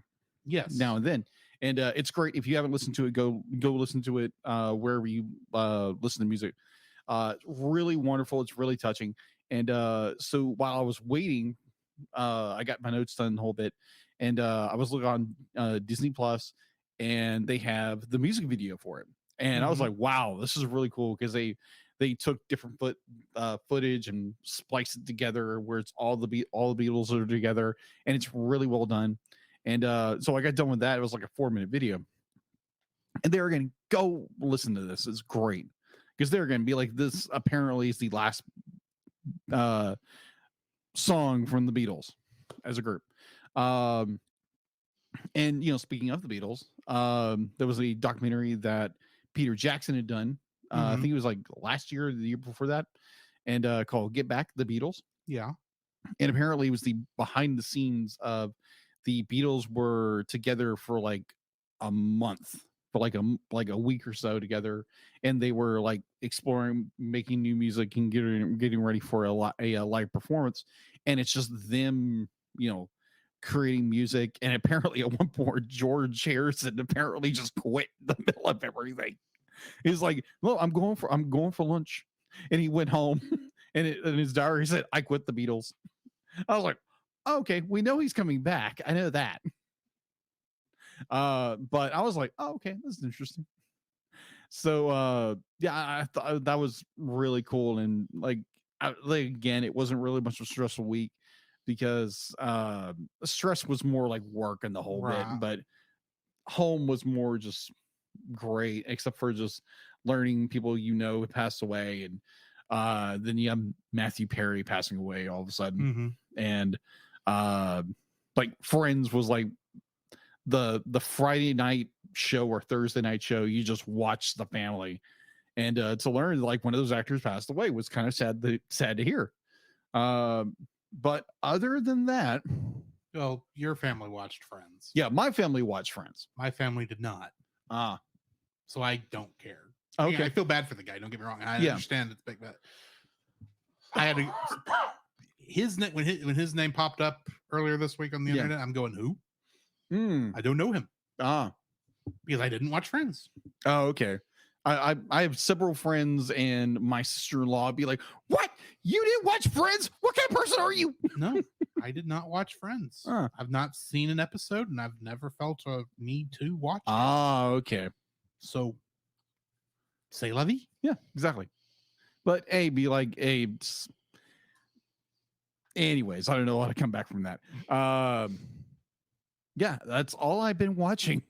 I've listened to like morning podcasts, get ready in the morning. Sleeping in an air mattress for the last week has been interesting. Let's say that. I imagine. Yeah, so I'm be sleeping on an air mattress for another 2 weeks. You'll be fine. Yeah, it'll be fine. But anyway, it'll be fine. It'll be fine. It'll be fine. It's against my will. Rune Knight, I believe, is the name of that show. Yes, that we haven't watched in a year, but yet that line is so freaking funny. It comes up so often. So, kind of a funny story. So, we went to the viewing of someone like we both know who passed away. Yeah. And me, my fiance, and her mother went, and I actually ran into a friend of ours, Chase, and we're just catching up the whole bit. And we're just talking. So I think it's the first or second line of you like, it's like, yeah, it's against my will. And we just bust out laughing. We watched that. We watched that. But it was just a great time catching up with Chase there. But yeah. So what have you been watching, listening to, playing, and I've been listening, as we've said earlier today, a lot. I've been working my way through Tale of Earthsea and Wizard of Earthsea. Yes. I've got about an hour left, and maybe he will defeat this evil. Maybe he won't. I'm assuming he does, since there's more books. Or it's just going to follow him for the rest of eternity. Who knows? But I've been listening to that. I've been playing 14. They just released a event in collaboration with the game Fall Guys. Okay. I have been playing that a lot. I played it on stream, even though I don't think anyone watched me on stream, but oh well, whatever. Yeah. So I did that Tuesday, and then watched Spy Family last Saturday. That show is getting good. In fact, we are finally getting to some more. I say we're finally getting to some more story. We're finally getting to some more long form story where it's not going to be these little half episodes where we're getting to know characters and letting some character growth go here and there. Don't get me wrong, I like that stuff too, but I'm ready to sink my teeth back into spying stuff where it's the main point of the show. You know what I mean? Yes. And Spy Family is just so good, guys. I can't talk it up enough. Okay. The only reason it is not on the list for animated series so far, because we have other shows to watch first. That, and even though after Evangelion, it's not directly on my list. Yeah.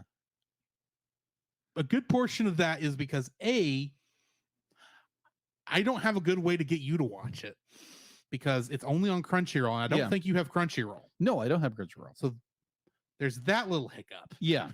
And B, there are Blu-rays, but I hadn't bought them yet. And I think they've only released part 1 of season 1. Fair. So fair. And then the fact is like, well, this looks like it might be a show that's going on for a while. Yeah. And while I'm fine doing this every once in a while with like Lower Decks and such like that, this is something it's like, we might want to wait on this a little while longer till we can kind of go through the whole thing. Right. So that's kind of where the wait is there. But this is a show I really want to talk about with people. If I had a way just to get you to watch just so we could talk about it. Okay. But even if it was not on the stream, we'll talk about it later. We'll talk about it later. But yeah, it's not going to be on the review anytime soon. Yeah. Anyway, also I watched 2022's The Munsters by Rob Zombie, of all people. Oh, really? Here's the thing. I watched The Munsters as a kid growing up. Yeah. And when I heard Rob Zombie was making a film based on this franchise, I'm thinking, who let him? Because it's like, how this is Rob Zombie. This guy makes horror films. Right. How is he going to make a sitcom that happens to feature monsters where it's not going to be like the Horror and rednecks. the horror version of a Fantasy Island, Right. that came out, what was it, 2021? Something like that. And it's like, Fantasy Island is not horror. It's kind of lighthearted. Yes, it's a Twilight Zone on an island, but still. Yeah. And so I'm expecting something like that. I go into this and it's like, well, it's not the worst Monsters film. Okay. There's a couple others that are pretty bad. For a prequel, this is half decent. Granted, it's cheesy. Yeah. Beyond belief. Gotcha.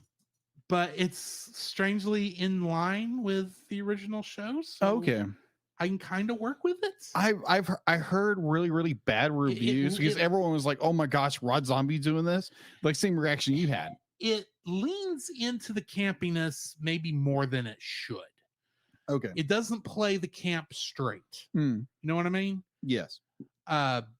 It's got a lot of winking at the camera. Gotcha. And that's probably the biggest downside to the film, but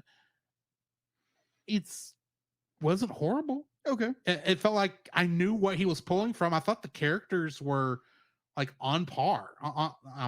They were right where they were supposed to be, but the writing was just left a little bit to be desired for the most part, because the Monsters is supposed to be somewhat of a fish out of water story. I gotcha. And they don't get to 1313 Mockingbird Lane until like the last act.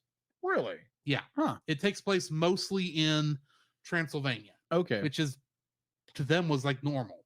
Okay. So anyway, it's not a bad film, but it's not like not as good as it could have been. Okay. And Sunday I forced Chase to watch like a couple episodes of Gravity Falls. I love Gravity Falls. On your recommendation, obviously. Yeah. Probably we haven't discussed this. Gravity Falls was on the vote. Yes, with Batman. The original vote, of course, it was Batman, but then we both discussed it. Because I suggested that we do to X-Men, switch that to X-Men because of. That's right. We thought X-Men 97 was coming out this year. Yeah, well, that's what we thought. And it's still coming out soon, is all we know from Disney. Next year. Probably. Hopefully. But either way, I really felt like we should get through all of X-Men before the new X-Men. Yeah, we're going to be done for the end of the year. Which I think we both agreed that was a good idea. Yeah. Agreed. And the other ones we had on there was Lower Deck Season 2 and 3. Yeah.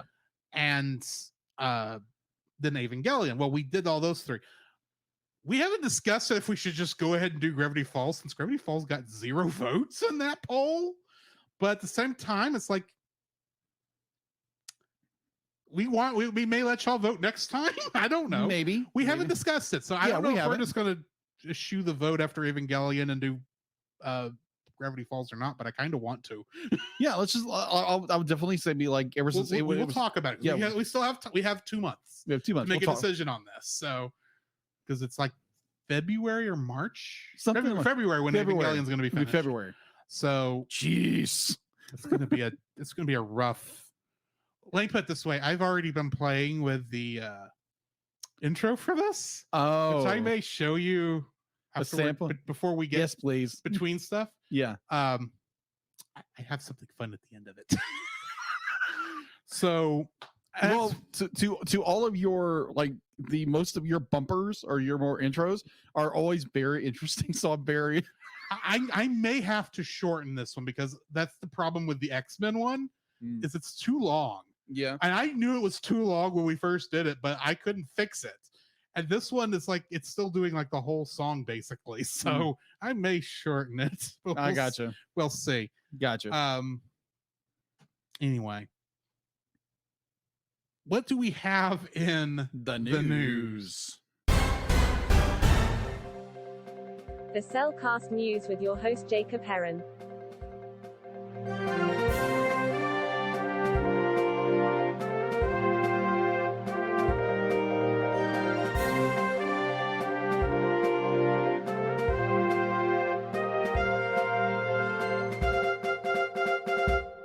right. Thank you, Dealit. And the only bit of news I can find is actually Studio Ghibli related.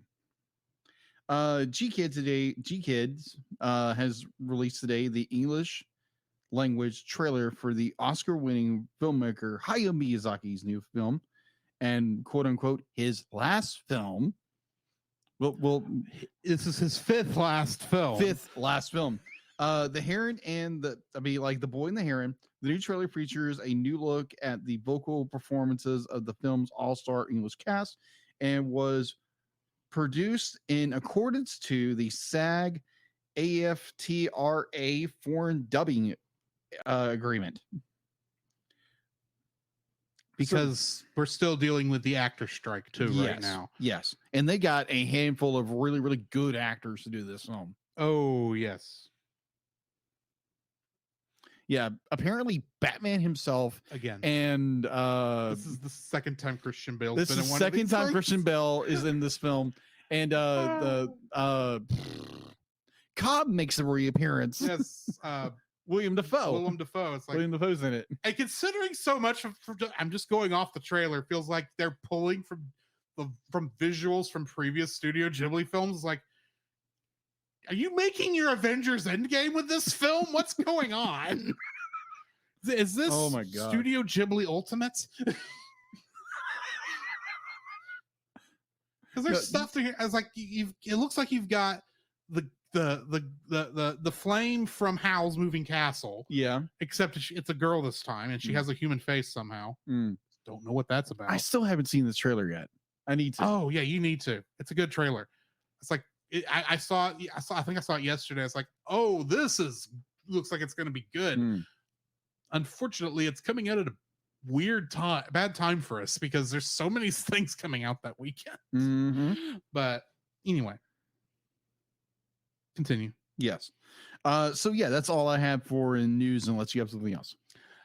This isn't really news, but we've always said that if y'all left us like comments on our different social media platforms, that we would read them.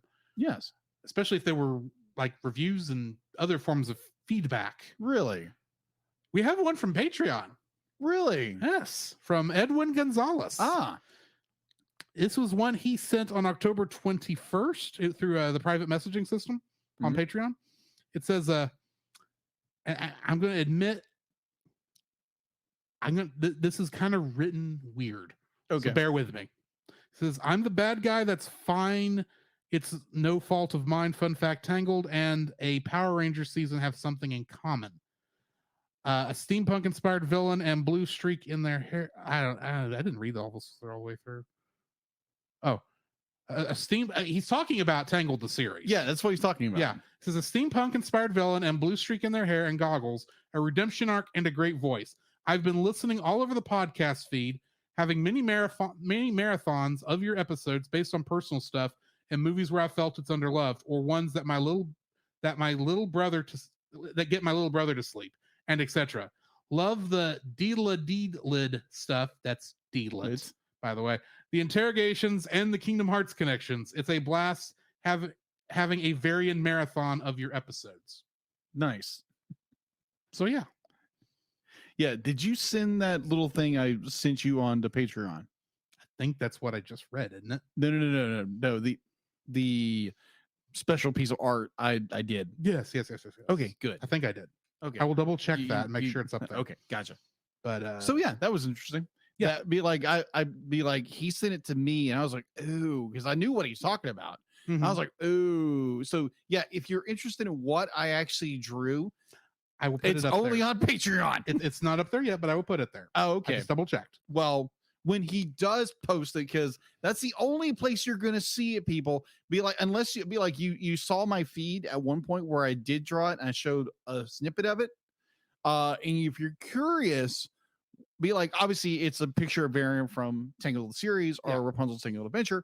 If you want to see the full image, you're not going to see it anywhere else except for Patreon.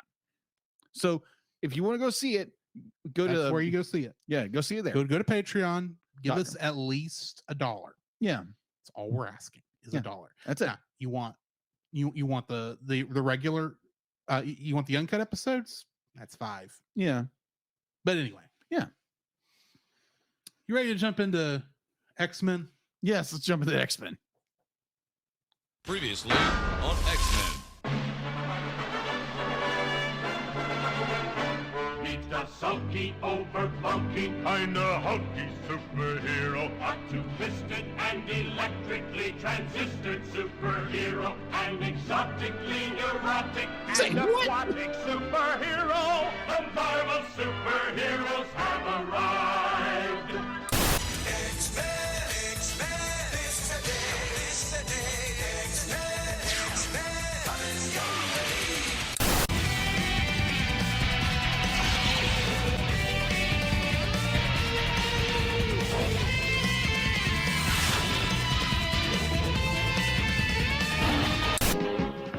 Spider-Man and his amazing friends, Iceman and Firestar.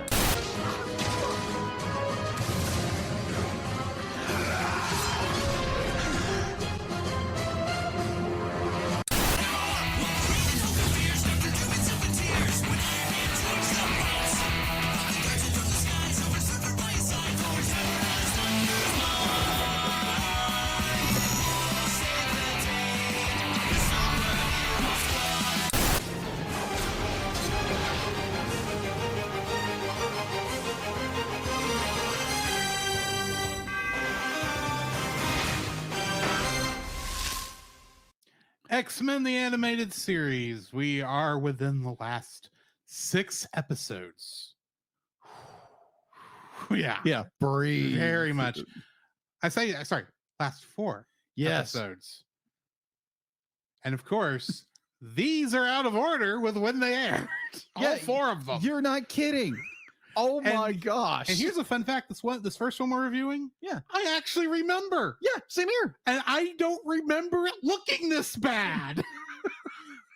That is, we're talking about Old Soldiers, Yeah. which first aired February 22nd, 1997. Yes. It was directed, of course, by Larry Houston and Fred Miller. Those are names you should definitely know by now. Mhm. And it was written by Eric Lewald, Len Wein, Sidney Iwanter, and Mark Edward Edens.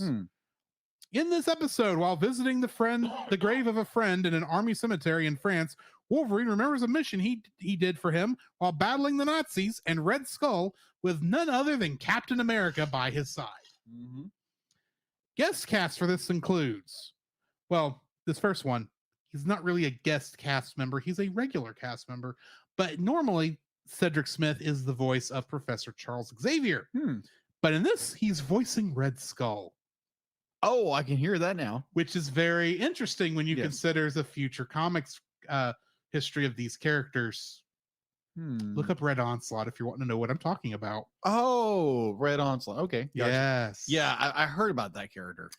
We also have Tomasz Marzecki as the worst German soldier accent. Oh gosh. That is the very worst not German accent I think I've heard since like the World War II era Bugs Bunny cartoons. Oh gosh. I've heard some bad ones. This wasn't, it's okay, Yes. it's decent, but it's like ugh, cringy. And we have Lawrence Bain playing none other than that star-spangled man with the plan, Captain America. Mm-hmm. Trivia for this episode, of course, this is the debut of Captain America, Red Skull, and Captain Samuel Happy Sam Sawyer. Yeah. And technically, I believe this is also their final appearance also, because I really doubt any of them are appearing in the next 3 episodes. Yes. Cameos for this. We have Sergeant Fury and his Howling Commandos Commandos. being Nick Fury, Timothy Dum Dum Dugan, Robert Rebel Ralston, Isidore Izzy Cohen, and Percival Pinkerton, along with Gabriel Jones. And if you're wondering, if you went and watched this episode, wondering why Nick Fury does not look a thing like Samuel L. Jackson, that's because no one thought to make him look like Samuel L. Jackson at this point. Yeah, the Ultimates hadn't come out yet. Yeah. And he was a white man in the original thing, because he was a World War II character. Yeah. It's just how they were drawing characters at the time. Exactly. Now, There's some he period. does at a later point adopt a young African American man who he gives the names Nick Fury to, because he's technically Nick Fury Jr. Oh, And interesting. that's the one that grows into Samuel L. Jackson Really? in the newer comics. Really? I didn't Yeah. know that. Okay. That's why in 616 he still looks like Samuel L. Jackson. Oh, that makes sense now. Even though it's an old, because the Ultimate's Nick Fury is technically dead. Okay, then. I didn't know that. Because That's you a know bit of trivia. the Ultimate Universe and the regular Earth 616 Yeah. universe in the comics have merged to get together, Yes, yeah. which is why you can have Miles Morales running around with Peter Parker. But their Or at Nick least that's what- Fury yeah. is not the same Nick Fury in the 616. Really? Going with Nick Fury Jr. in Really? 616. Really? And that's the one that looks like Samuel L. Jackson. Okay. Interesting. Because the Nick Fury, the original one is dead. Mhm. Anyway. While the Red Skull activates his robot, the Sleeper, he exclaims, "The Sleeper has awakened." This is the same line that Kyle MacLachlan says in the movie Dune 1984. Father, the Sleeper has awakened. Oh gosh, that movie. Oh. Just like having terrible flashback. I had to watch that movie for that other podcast we were on. Movie of the Week. Movie of the podcast. Week. Thank you, Jim. Oh my gosh, it took me I think 3 or 4 tries to watch that film. It was so boring. I watched that in one night, and that's because I understand why you didn't like it. Yeah, and I only liked it because like 5 minutes into that film, I'm like, all right, I've got it's me and the Rift Tracks robots at this point. Because that's kind of where I was mentally. Gotcha. Also, Red Skull's robot has the skull imagery that is on it is similar to the Punisher's skull on his outfit. Got it. Which is like, how many different ways can you draw a skull? A lot of ways. Yeah, but apparently we went straight to the Punisher's version for this. What are your thoughts on this episode? Actually, I really enjoyed it. I could kind of look past the funky animation for once. But the if you go back and listen to our previous episode over Book of Life, where we pull up Nate Marchand and Master Activated, which I have his permission to continue using that clip as long as we attribute it to him. Okay, yeah. So it is going to go on the soundboard. I just need to make one slight modification to it so I never forget to attribute it to him. Okay, I gotcha. But I enjoyed the story tremendously because it was very much a Wolverine centric film. Our episode actually that just like focuses on him and like his, obviously in the beginning it's some World War II vets or paying tribute to a friend. They're like, hey, this guy looks like this. Oh, you couldn't be him, you're too young. It's like, yeah, if only I could tell you, Bob, whatever his name is. And I'm sitting there going, so we're gonna see these characters later on in this episode? Nope. Not at all. Not at all. Nope. But I enjoy that we go back, we do a Wolverine flashback. The one disappointment I had because where Cap and Wolverine meet up and they're like, oh, they've got to climb this, and it's like, oh, I've got these handy things, and puts on claws. I'm like, wait a minute, hold on, time out. This would have been before Weapon X. Yeah, but he had bone claws. Except not when this episode was written. The bone claws were created for that movie and then put into the comics. Really? Yes. Okay, then. Or if I am wrong on that, it is like not far from before that movie that he got bone claws. I think so because they introduced that. They introduced it in the I think it was in the 90s when it was after this episode. Yeah, because he actually has bone claws. Because at this point in time, he does not get any claws until after the adamantium infusion of his skeleton. Yeah, because what I remember, because they're going to be like, I'm not the biggest comic reader, I never have been, but far as I understand, when Magneto rips his adamantium out of his bones, when he starts healing, be like, there's a amazing panel by what was that? Adam Kirby. It shows him where he pops out his claws for the first time, and they're bone. So he had bone claws. But that was something that was introduced after this point. Okay, I do then. know that. It was after this point when that was introduced. Okay, gotcha. I know it gained its infamy Mhm. from that one X-Men film, which I don't remember which one that is. It may have been X-Men Origins It's Wolverine. X-Men Origins Wolverine. It's you have to admit it's the stupidest looking thing in that film.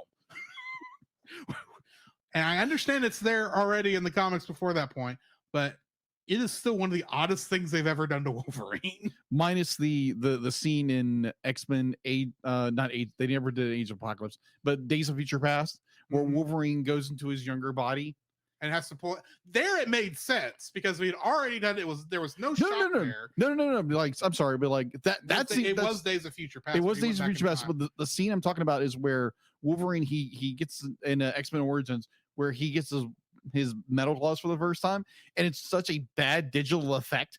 It's like ching ching ching ching ching ching, and they're going through each other.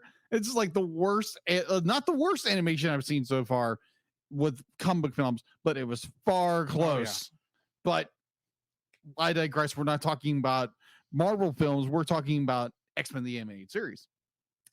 Yeah, this is actually before I go to praising this episode, because I actually do like this. Yeah, episode, I enjoyed it too. Did you notice a weird sound mixing with both of these episodes, or was that just me? Because it seemed like the audio and the sound effects were much louder than the vocals. They were. So that wasn't me. I don't know if that's a Disney, if that's because of Disney Plus, or if this is an issue with the digital versions that were probably made for the DVD back in the day, or something wrong with the masters, or what.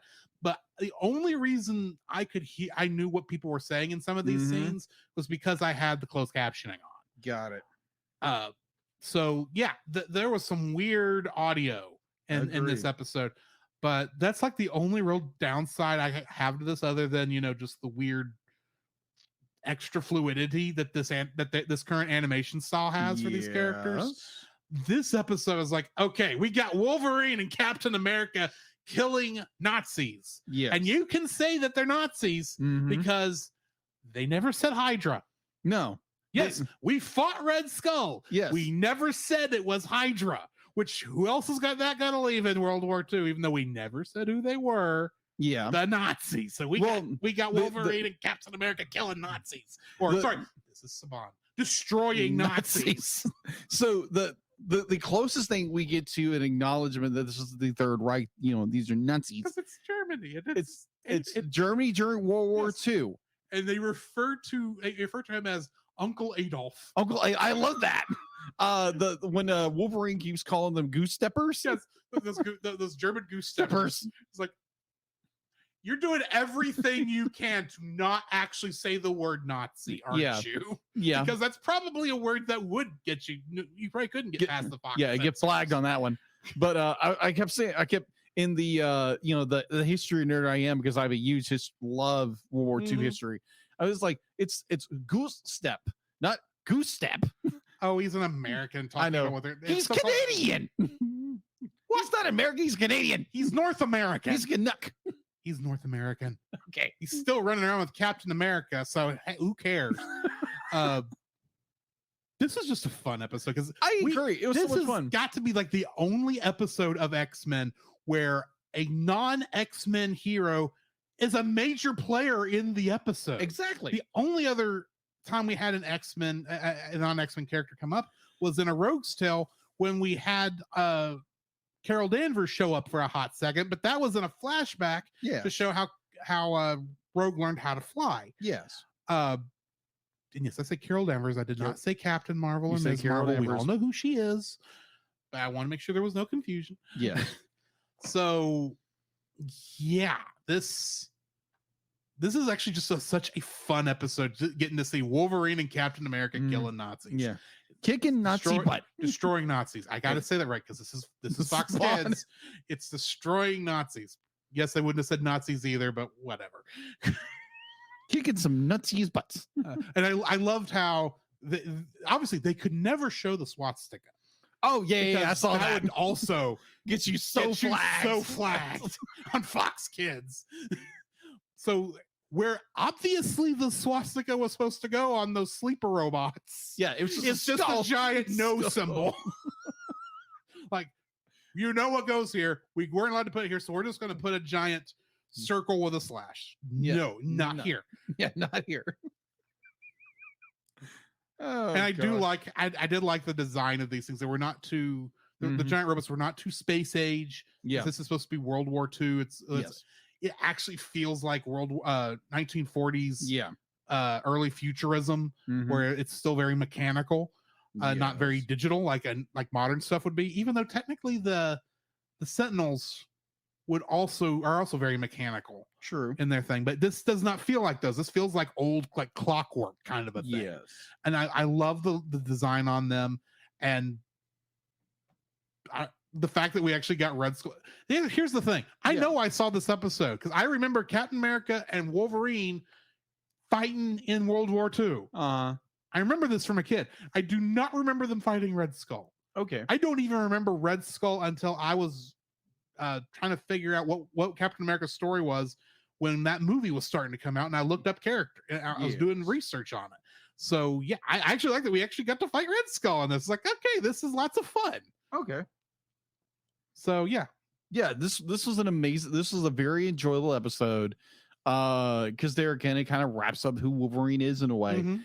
And then you get the next episode. Let's go ahead and get that out of the way. Pull the massive band-aid off, pull the hair out. Let's just do it. Hidden Agendas.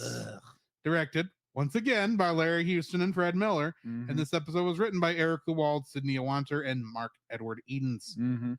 I'm guessing that Sidney Iwanter is the primary writer of these episodes, and they're doing and Mark Edward Edens and Eric Lewald, who have written a lot of all these other episodes, they Yes. must have been doing script doctoring. Yeah. That's my guess. This episode, where I got this, I think where I get the summaries, I think they got it wrong here. Tell me if I'm right that they got it wrong. Okay. Sam Guthrie's parents have contacted Professor Xavier about their son's mutant powers. That is not what happened. That is not the summary. They never talked to Xavier at all till the very end of this thing. Yeah, because the only time Sam brings up Professor Doesn't even know who they are. no, Kirk's gonna be like, Sam knows who they are because I've seen him on television. Yeah, but I know they've never talked to them before. No. The X-Men do not know who this is. Yeah, at the very end to be like, that's it. So yeah, let's go ahead and get into the guest cast. Yes. Adrian Egan was the voice of Cannonball, aka Samuel Guthrie. Yes. And Tara Strong was the voice of Paige Guthrie, his sister. And this is the only piece of trivia that I was able to find for this. One of Sam's tormentors wears a Punisher t-shirt. He does. And that's painfully obvious. That's what it is. Mm-hmm. Good night. This is a horrible episode. It's not done very well. I get what it's doing, but it's like the story-wise, is interesting. This is a season 1 story. It's like you're just harshing again. It's like humans hate mutants. Yeah. So we're going to be evil to them. And there's an evil government organization that's going to try and weaponize mutants. Yeah. Did they ever say what this organization was called? I don't think they did. I don't think so. It was like some special organization. Right, but this could have been Shield, Sword, or anything. It's like they gave no clue as to what this actually was. For all we knew, this was the Weapon X program all over again. True. It was just like general evil government agents are trying to capture mutants, and that's all we really need to know about it. Granted, I actually liked the design for Sam Guthrie in this, and I kind of like his character, but this episode is so overcooked, undercooked. I don't know. Oh my gosh. Well, it's like we should know what this is. And granted, I think the only interesting thing here is that Rogue goes under the name of Miss LeBeau. Oh, that was hilarious. I looked this up because it's like, okay, obviously she got the last name from Remy. Yes, I get that. I wonder what her actual last name is. Do you know that the only last name we actually have for Rogue is LeBeau? Because she married Remy apparently in the comics at one point. Yeah. She does. Her parents are never given a last name. Yeah, because all we know her actual name is like Marie. Anna Marie. And the Mystique, Mhm. her cover at that point when she was, had adopted Rogue, Mhm.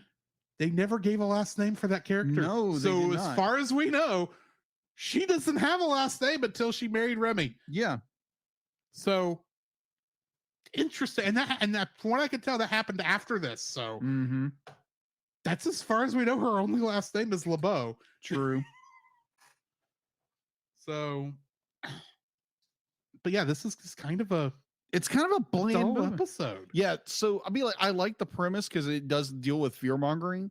Because Yeah. you have this entire And- community is riled up because this general wants this But this man, boy did for they- his mutant powers. Man, did they turn on him fast? Yeah, Because none of that town seemed to hate this kid at the beginning of the episode, Yeah. and they all knew he was a mutant. yeah, He was the only mutant in town, and no one seemed to care until someone came up and says, "Hey, you got a mutant around here? I hear they have radiation. That's what they're killing their cows."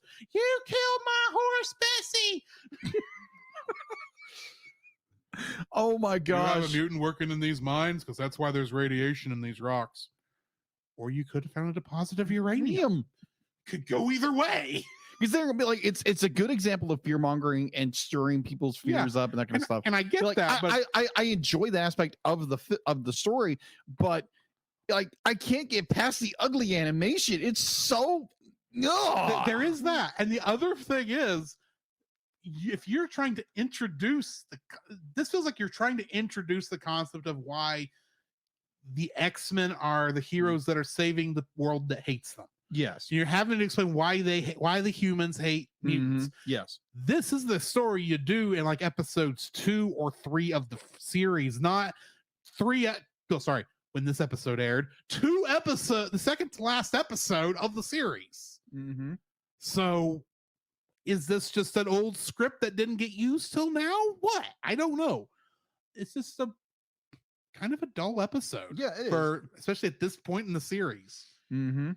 I would agree with you. Be like it has be like there can be like I thought the last 2 episodes we did prior to old friends. It's not old friends, but the last episode we just did.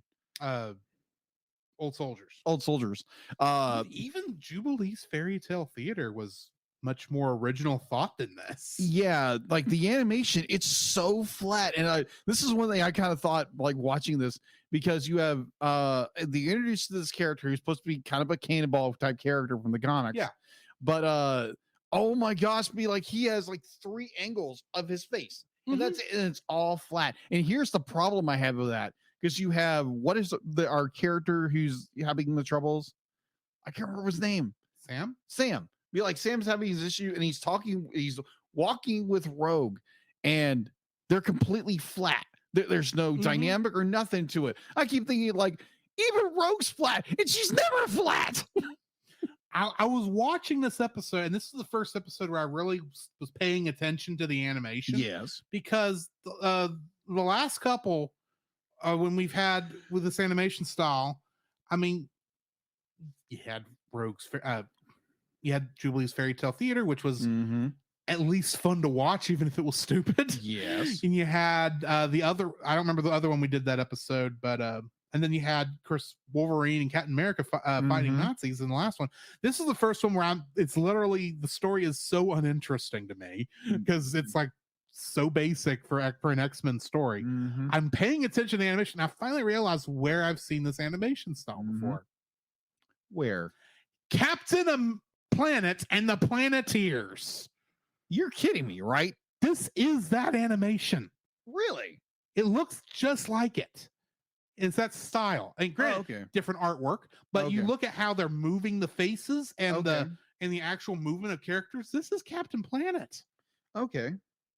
I'm not saying you're wrong. I'm not. I'm just like I'm literally going to YouTube to find Captain Planet and look at the animation just for a minute. Continue. Granted, you may disagree with me. It's the closest. Yeah. It's the closest thing I can think to this style of character, where they're trying to do this goofy kind of, extra fluidic animation. Now, granted, a lot of Captain Planet is actually a lot better, has a lot more money put behind it. Yeah. Turner loved the Captain Planet idea. It was his. Yeah. That was his baby. But and this is definitely just like we're trying to get this stuff out as cheap as possible, and there's not a lot of quality control. But like I said, that's just the closest I can come to is like what this animation style is. Is this Captain Planet? Fair enough. I'm not saying it's exact. I'm saying it's very similar. Yeah. But yeah, that's the last. That's pretty much ends my thoughts on this episode. I got you. Yeah, just like you said, it's very dull story. The animation is so flat, and like I said, I'm watching this episode, and it's our character of the week and Rogue, because I couldn't Rogue does not have orange hair; she has red hair. At least go brown, because that brown looks better than this orange. Orange? Did she accidentally get her hair dunked in she petted Garfield. She petted Garfield, and her hair went poof. Other than that, it's just like, man, like there's when the X-Men just show up out of nowhere, and they're like, it's not Sam, it's these mutants here, it's the X-Men, and they're just backing up. I'm like, wait a minute, Wolverine would never back up. We just got here. What's wrong with you people? And there's one line where it's like, Gambit is saying something, but he's talking over Wolverine, but we never hear him say anything. Yeah. He's not like Wolverine would like just like, no, we're not, because it would be like Cyclops would tell him to back up, be like, you can't attack these people. They're innocent people. Well, more like dumb rednecks, but still. But it was just like, what in the world? This is Wolverine is just like doing this number the entire time, and it's like, it's goofy. It's like I don't even know why all the X-Men showed up here. Yeah, there's no reason for it. There should have been like a small team of them. It makes sense that Beast and Xavier would show up. True. And Gambit, of course. But why were Cyclops and Wolverine and Jean Grey there? In fact, is this the first time we've seen Jean Grey since the end of season 4? I think no, she was in the episode with the Morlocks. Yeah, and the Fairy Tale Theater. In the Fairy Tale Theater. She actually had barely a role in Fairy Tale Theater as she was the queen. Oh my gosh. Or the princess. I don't remember. Yeah, I think she was the queen. Was a goofy episode. It was a fun, goofy episode. It was fun, but geez, yeah, I think. Knees. Do you have anything else before we cut out of this? No. Well, other than me telling what the next 2 episodes are. The thing I'm gonna miss, because I think we're last 2 episodes. Next one is the last. We got 2 episodes left before we finish with X-Men, the animated series, and we're doing a special thing right after that. Yes, that's X-Men related. So we have 2 more episodes left, or is it 2 sets of episodes? We have 2 sets of episodes. Okay. Next week we have the episode Descent and Graduation Day, which will finish X-Men the animated series. Okay, and then the week after that, we're doing Pride of the X-Men. That's right. Which is okay. Yes. Yeah, that's the plan. Okay. So yeah, I think other than that, that's probably gonna be it for this episode. Okay. Unless you got something else. I know you're still fact checking me on animation style. I think the animation's a little more fluid. Now, granted, what I'm watching is season 1.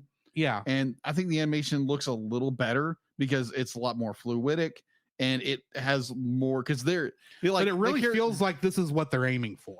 Yeah. Than what they were doing with except the characters have more dimension and shadow. I didn't say it was better. Okay. Anyway, that's gonna do it for us, guys. Join us next week, of course, for Ponyo, along with those 2 episodes of X-Men the animated series I said earlier. And in the meantime, this has been Drew. This is Jacob. And we'll catch you in the next frame. You can follow Jacob on his Facebook at Jacob B. Heron.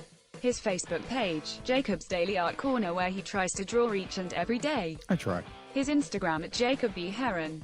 His Twitter at Jacob Heron. And his letterboxd at Jacob Heron. You can find Drew on Facebook at Drew Dodgen.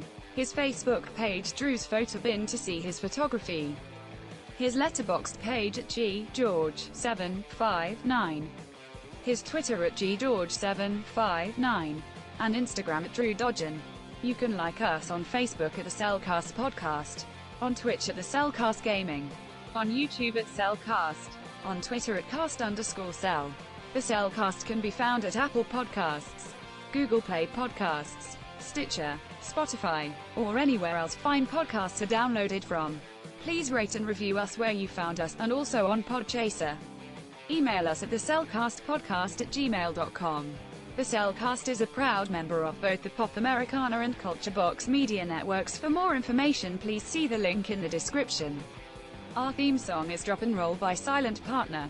And remember, that's Cell, with a single L.